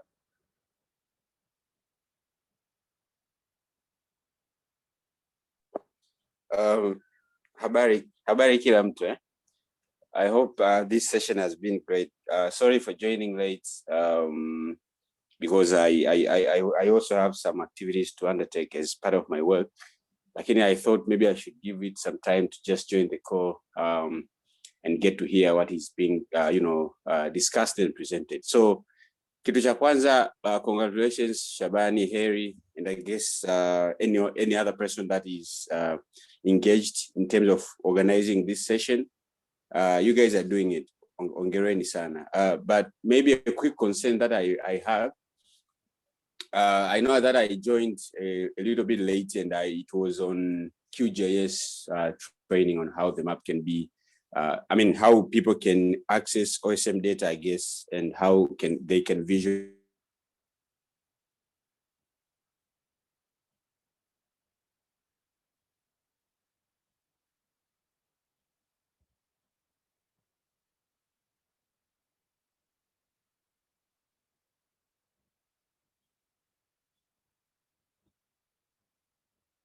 Most important thing when you do that is you also connect health facilities with some other data sets that are complementing the data. So for example, maybe the buildings, for example, you could have downloaded the buildings beforehand, not even during this the live session. You could have downloaded the buildings of the area of interest, and then you overlay that with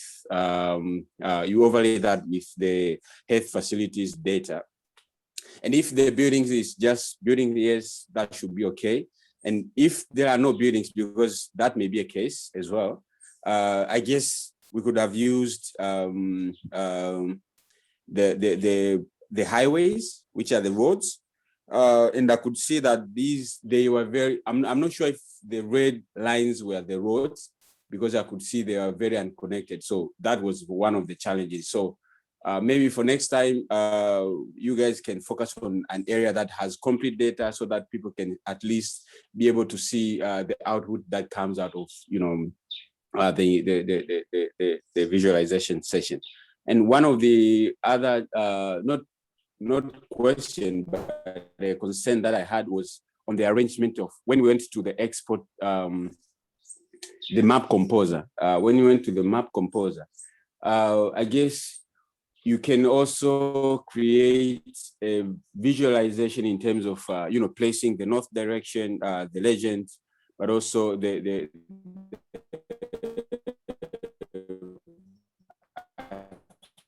scale as well, for a reader to understand the map quickly and also make use out of the map. Otherwise, I think it was too random, with north direction sitting up, I guess somewhere up top, and then the legend sitting down down on the other side of it. So end of the day, like visualization is art. And how do you present the art? You want to make sure that when the map reader sees the map before even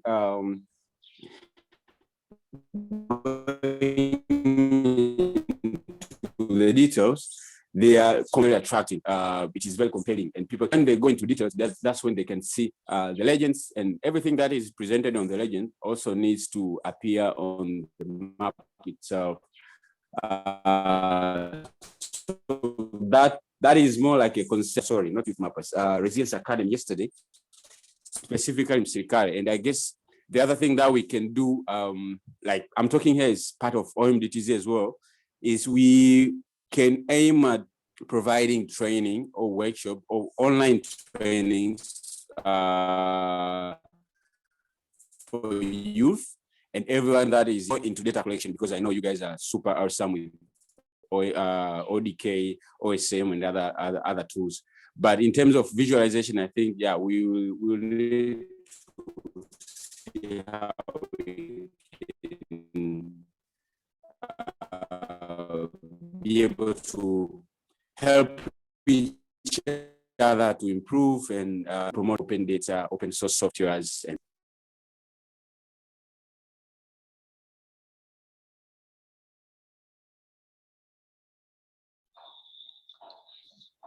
Yeah, very thanks for the comment, Mr.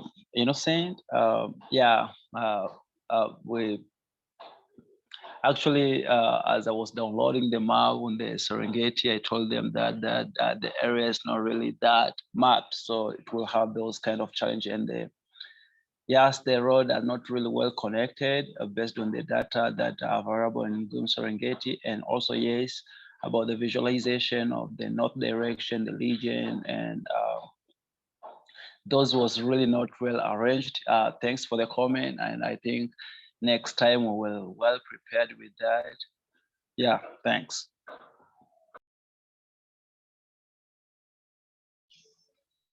Okay. Thank you, Mr. Innocent Maholi. Yeah. We just continue to our session, and our session now is really deal with how we can integrate those GIS technique. Yeah, in previous session, Mr. Haley tried to talk about how you can use OpenStreetMap and how you can use QGIS in producing the map. Yeah, but now I will try to go on how we can integrate this GIS technique, in the issue of planning, urban planning, and the environment management. So going to share my screen.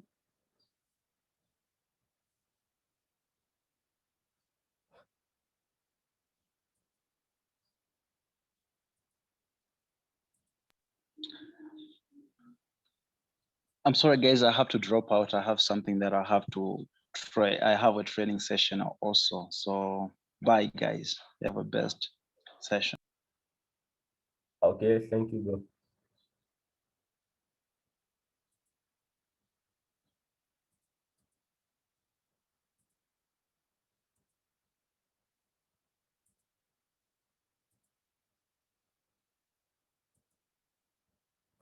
Okay, so let us continue. For the area of the issue of urban planning, now we have to discuss a little bit on how we can integrate GIS into urban planning. So as you can do this process very easily by using GIS. Yeah, first of all, yeah, we have the issue of urban planning.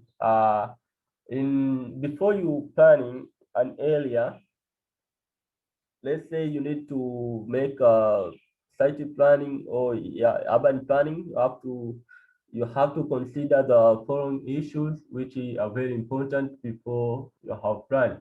So I try to mention few of them, not all, but I try to talk about the topography, drainage, network, vegetation, and the soil type. So in this session today, I will try to show you how we can use this QGIS and maybe OpenStreetMap and to take the data and then to export this data into AutoCAD. Before proceeding that, we as the urban planners, we have the software which we use in planning, and mostly we use it is AutoCAD. So for those who are familiar with this, it is called AutoCAD. So AutoCAD it is used for planning. And today I will show you how we can take the data from QGIS and OpenStreetMap to AutoCAD. So let us proceed. Yeah. So as I said before, that before you planning, before you start urban planning, you have to consider these issues: topography, drainage, vegetation, and soil type. So I try to show you how we can detect, or how we can get the drainage network through GIS by for the help of QGIS. So we have the plugin. First of all, I need to define the drainage network. There is a drainage network is include of streams, channels that drain toward a reference point. Yeah, so this is like a stream. This is like a stream. And we used to get this drainage system or drainage network by using QGIS. And in the QGIS, we have the plugin you have to install in order to get this data. Yeah, and when you create the drainage network, you need to have the what we call height map. I mean the height map or satellite image, which is a height map or digital elevation map. So where can we get it? So today I will show you how you can get this image. So first of all, you have to go to your QGIS. Yeah, let me put this thing clear. Have you seen my screen?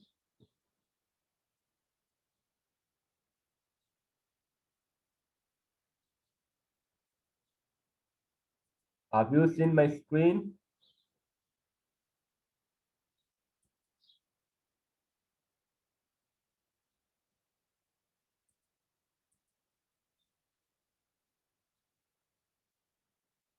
Hey guys.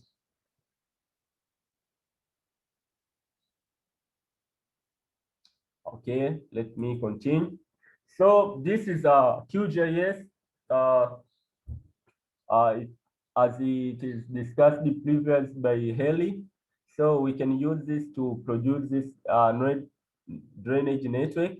So you have to install the plugin first, and this plugin we call it SRTM downloader.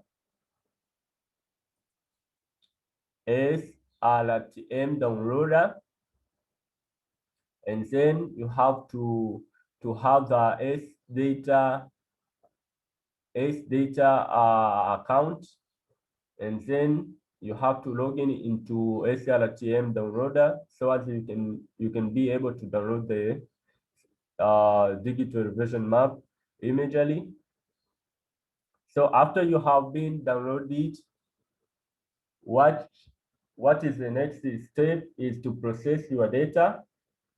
So let's say you have already download, you have to open, first you have to install the plugin. You have to go to plugin manager,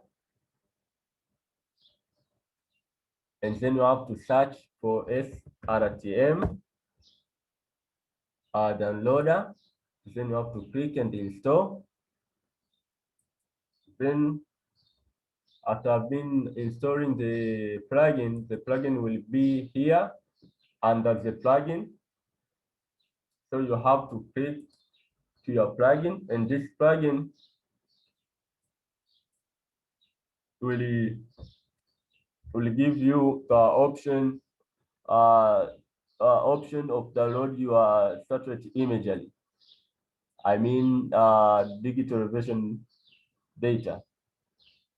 So let's say we have the area, our boundary here. So we need to download the big satellite image regarding to this area. So you have to click, you have to set canvas extent, and then have to download.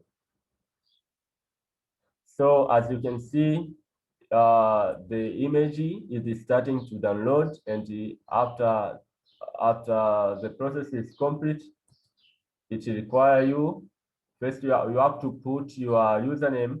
Before it download, you have to put your username and the password of sdata.nasa.gov. So you have to go there. If you don't have an account, you have to go there in order to open up an account. Yeah, so this is a step on how you can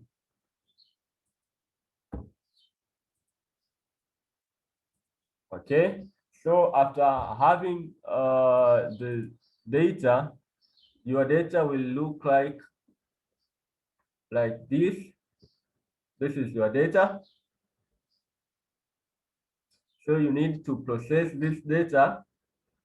First of all, you may get, you have to pre-process your 8 map by combining into a single, but also you have to reproject your imagery into the projection of your country. So for example, in Tanzania, we use ARC 1960 UTM zone 36 south. But also after that, we needed to go and process our image, which will result as into this output. So we have to create field things by using field things command. And this command is created by Wang and Liu. So you have to go back. You have to find the command which called the field thing, which is here. So we will use this command in order to change our digital elevation map into two output, and this output we call field dem and the flow direction. So it will produce, after this command, it will produce these two output, field dem and the flow direction. So the reason of doing this is to produce a channel network. And when the process is over, you will see the output in terms of which will look like valley or river or streams. So this data today we will use on how to do a planning, urban planning. So before, I would like to show you at the end of this session, you guys will be able to produce a base map, AutoCAD base map, which will be like this. So your base map will have the contour, but your base map will have the drainage system on it. So this base map, it acts as guideline or reference for us to know where this area, where it is, whereas maybe there are some place having the stream, or some place having maybe a hills or some place having some kind of features. So after detecting that your area maybe have the stream or a river, it will help us. It will help us, you who planning a given site, to take a consideration of that features, because in one way or another, that features, it can affect your site in positive or negative way.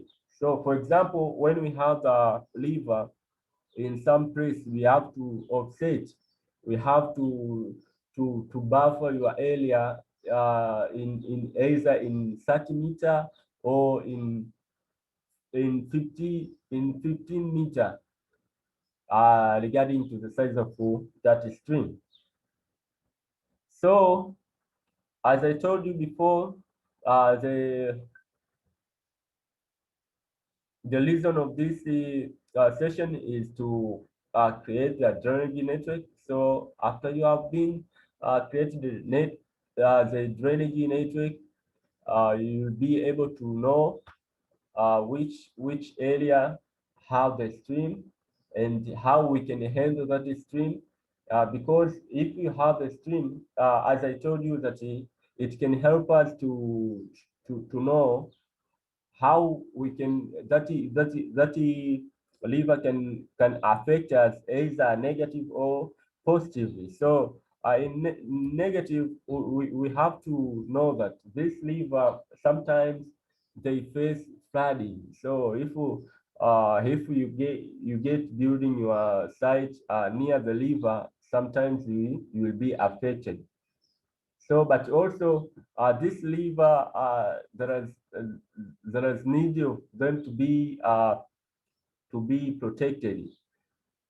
Yeah, because mostly they are source of water, and people may use these features in their daily activity. So, after showing on how you can create the drainage network, so the output will be here. So you have to create your channel.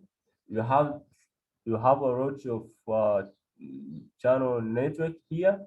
So we have to trim, or we have to creep regarding to your site, so as you can get the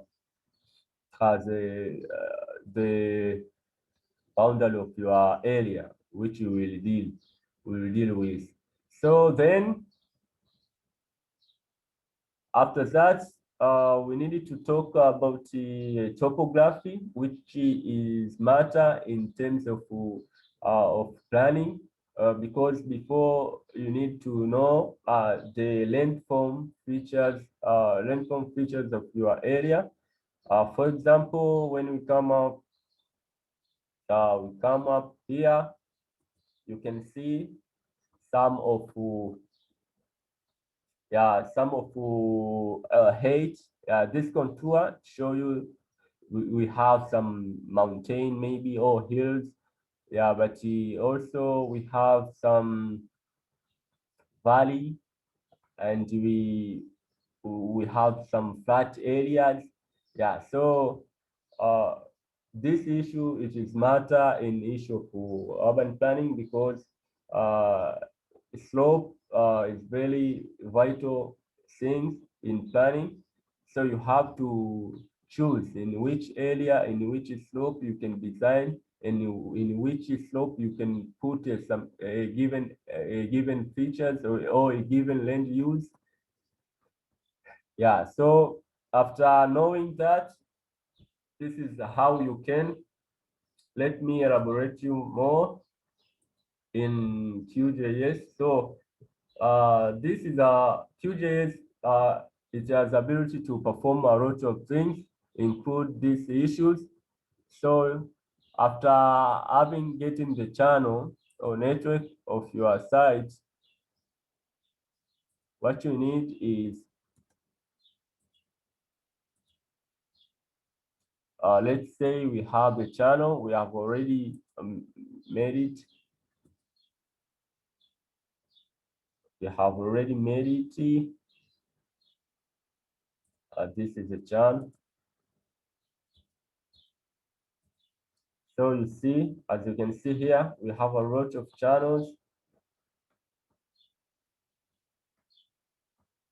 So we have to trim. So when we create this data, result will be like that. So we will remain with a little fields of streams like this. So here we can be able to export to export this data from QGIS to AutoCAD. So simply you have to go to your AutoCAD. You have to go to your AutoCAD, and then we have to find the insert. Then you have to map import. And then you have to choose the file type which you need to import in your AutoCAD. So here I have to click OK.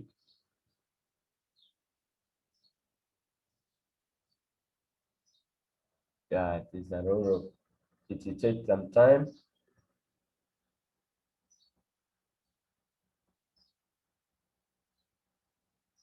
Okay, it takes some time here.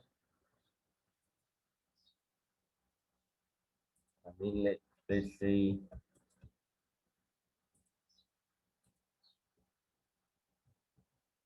yeah. So if you import your data will look like this. So your stream or network will be on your AutoCAD. So here you can plan your site by consider this drainage network, because in one way or another can affect your site. So this is the simple introduction or elaboration about how you can integrate QGIS and AutoCAD. But also this data can be shifted from any other uh, uh, GIS software. Like you can move this data, you can shift it to JOSM also, it works fine. So let's say I have this data, I need to import, I need to export. So you need to export it from AutoCAD now to JOSM.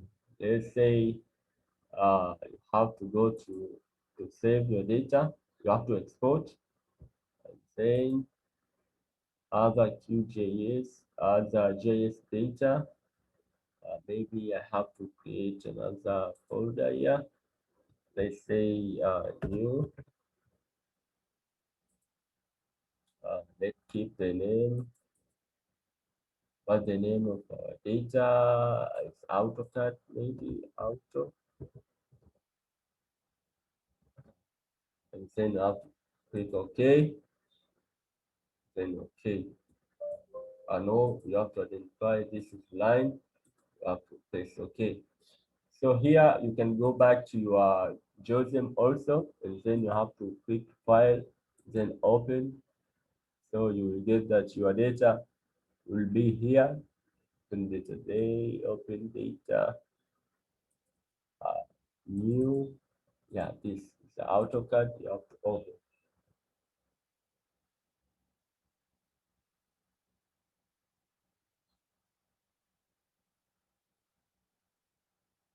So it will take several times until it is done.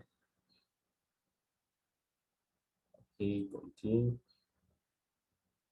Yeah, so as you can see here, we being able to export data from AutoCAD to JOSM. So as normal, you can use the imager to define what the area is it. Let's say, yeah. So here you can see the area, and so you can this is an area, and the before we did the analysis and we detect that the area has some stream. So as you can see here, this is a stream. The stream, it is really stream.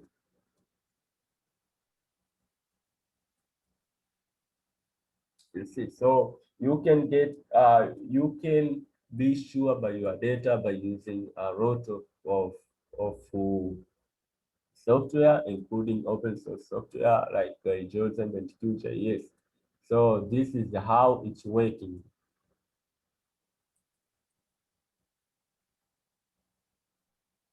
Yeah. So up to there, if there is a question, you can ask before I proceed. Before I proceed, if you have a question, you can ask.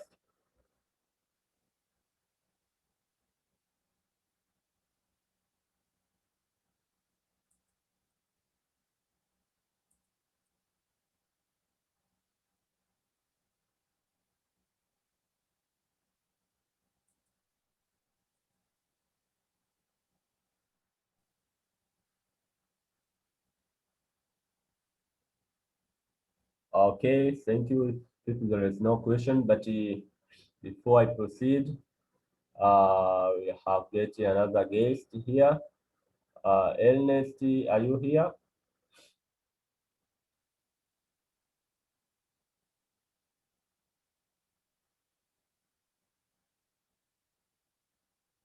Ernest Ntakabangize. Can you introduce yourself before I proceed?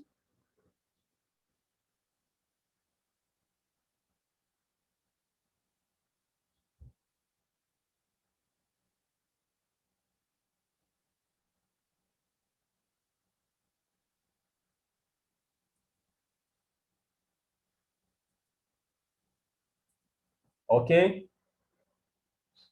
Because time is not friendly, we'd like to continue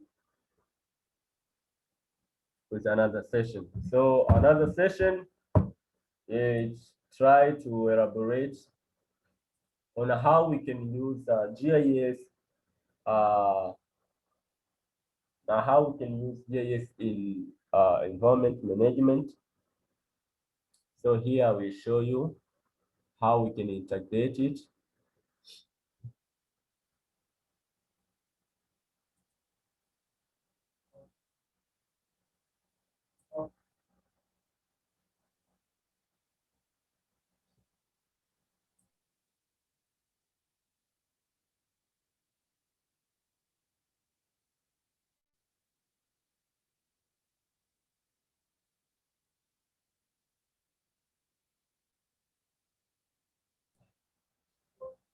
Okay, this session will try to elaborate you on how you can detect some issues in environment by using GIS technique. Here the case study was performed in Bahi to detect the vegetation cover in Bahi. So the purpose of the training was to identify the vegetation cover since 2015 to 2020. And this data source will be acquired from Landsat 8. So Landsat 8 imagery was taken in order to perform this process, and you can have this image field, but you have to go to sdata.nasa.gov and you have to open account, and then you will be able to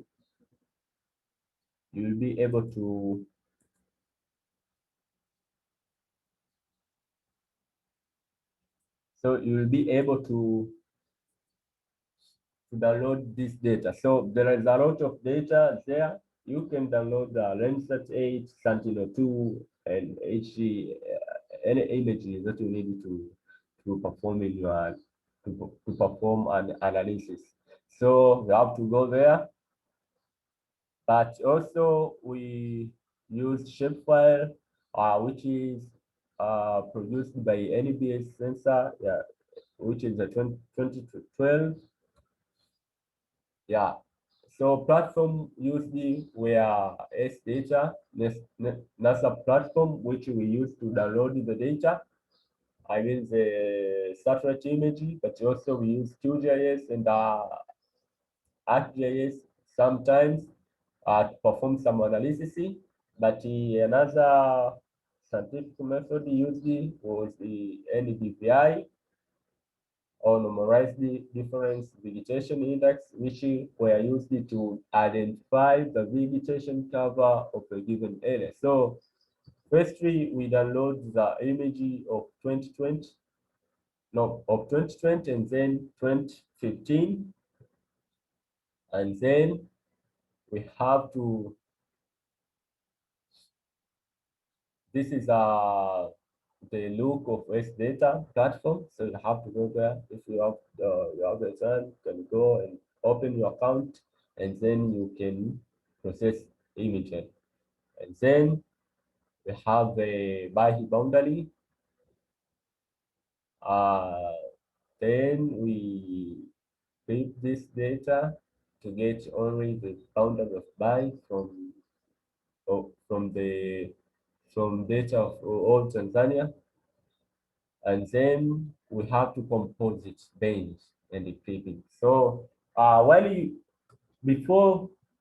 you download the data from Landsat 8, I mean from the S data platform in format of Landsat 8, it will give you the many data. So you have to create this data and to combine this to be in a single geotiff, I mean, in a single data. So you do this by using QGIS as well as the ArcGIS, you can do it. So the result, after clipping our data regarding to our boundary of pi, we get this shapefile, and we get this satellite image. So here we use to normalize the difference in vegetation index and the analysis in order to detect the vegetation cover of a given area. So after perform this NDVI, first of all, IRDP is often used around the world to monitor drought, forecast agriculture production, assist in forecasting fire zone, and desert offensive map. NDVI is preferable for global vegetation monitoring since it helps to compensate for changes in lightning condition, surface slope, exposure, and the other external factors. So these tools can be used in different scenarios. For example, here we use to detect vegetation cover, but some areas they use for forecasting agriculture production, others they use to forecast the fire zone and the desert offensive map. So today we show you how we can detect this. So after processing the NDVI of 2015, we get the result like you see. And when we come back to 2020, you can see here. So by your own eyes, at least you can see the difference. But here we need we need some analysis in order to know the change it is for which percent. Yeah, so we use QGIS and the ArcGIS to perform that analysis. So conclusion, after we perform those analysis, we detect that we try to make 3 class, which is a sparse, moderate, and dense vegetation. So after we did our analysis, we get that in 2015 the vegetation in sparse were 75%, while in 2020 we are 25%. But in dense In 2020 we are 62, while in 2015 where I was the 38. So as you can see, you know that either this vegetation cover can increase. It is increased or decreased. So how we can integrate this is that when you perform this analysis, it will give you as an expert of environment issues to be aware to detect what is the problem of a given area. You see that maybe the vegetation is increased. Okay, if it is increased, the vegetation, I mean that that is a positive effect. If it is decreased, it is a negative impact. So you have to go and to do some research in order to detect which is the reason which lead to that area vegetation to be decreased. So this it gives you awareness of detecting some problem in your area. So why today I'm trying to show you guys on how we can integrate this issue.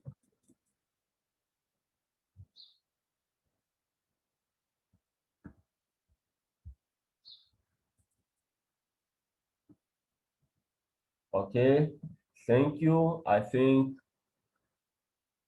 my session it is over. Maybe if you have a question about these two issues which I have talked about how to integrate in urban planning and how you can integrate into environment issues. So if you have a question, please, you have to contribute. If you have comment, you can contribute. Okay, thank you. You are welcome if you have a question.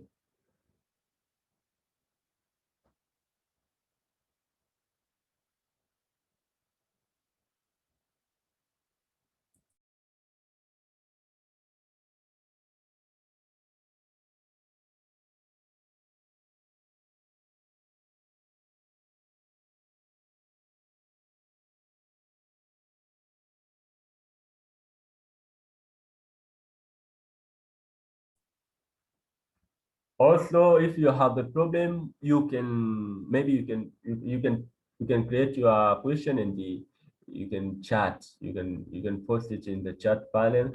So as you can see it and you will see your question and I will ask you.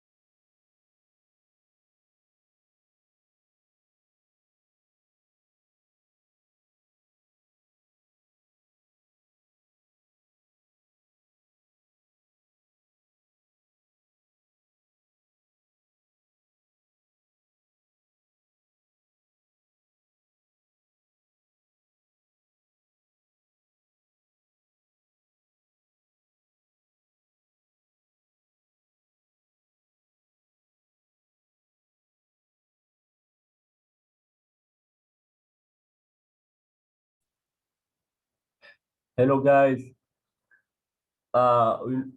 Unaweza ukauliza swali hata kwa Kiswahili pia inaruhusiwa, haina shida. na utajibiwa tu.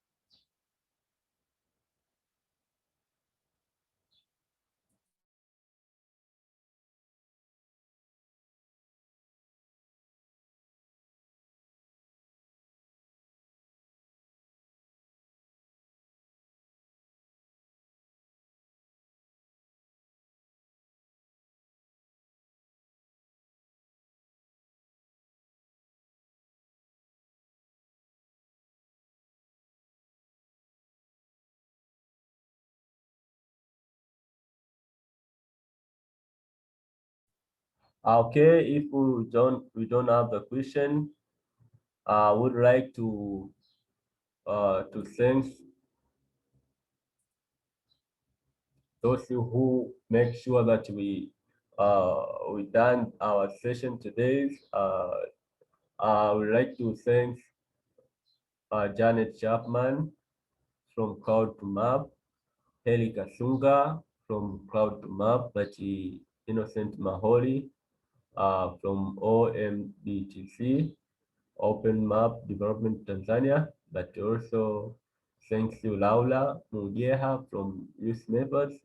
But also we have our supervisor here, Dr. Yande Kanut, but we have TP Godwin Pambila from IRDP, and all students who are urban students at IRDP. So thanks. I see some hands, somebody raised his hand. You can, if you have a question, you can ask, even Swahili. Tunaweza tukafanya discussion, tukaongea hata Kiswahili pia, haina shida. So be free.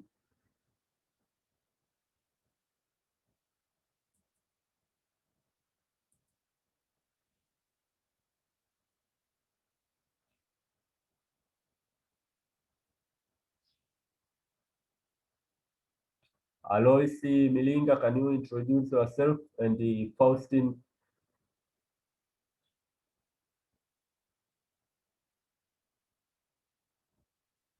Aloisi, can you introduce yourself?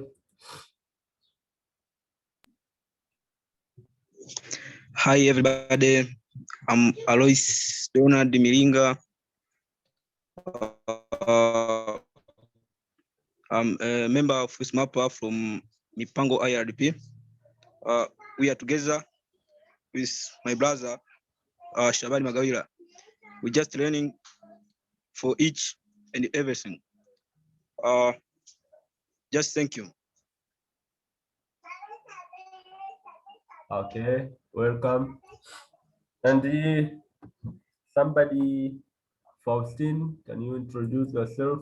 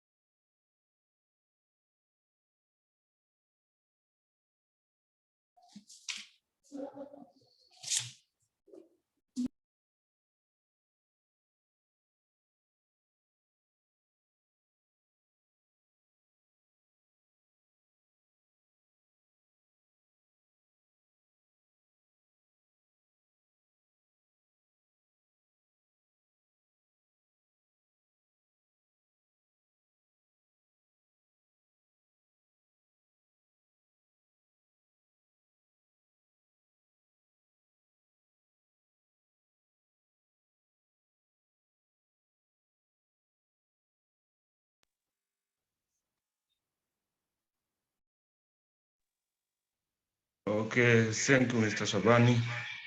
My name is Faustin Frankie. I agree to thank you to just a little bit learning about the QGIS and how to detect natural resources. And also, I agree to thank to Mr. Henry Kasunga.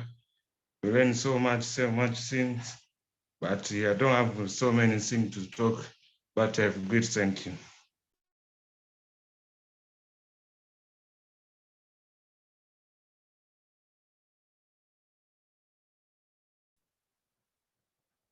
Okay, thank you guys. So I think our time is over, and maybe if you have a question, you can ask. But for today, our session is over. I hope you enjoy our session. So thank you.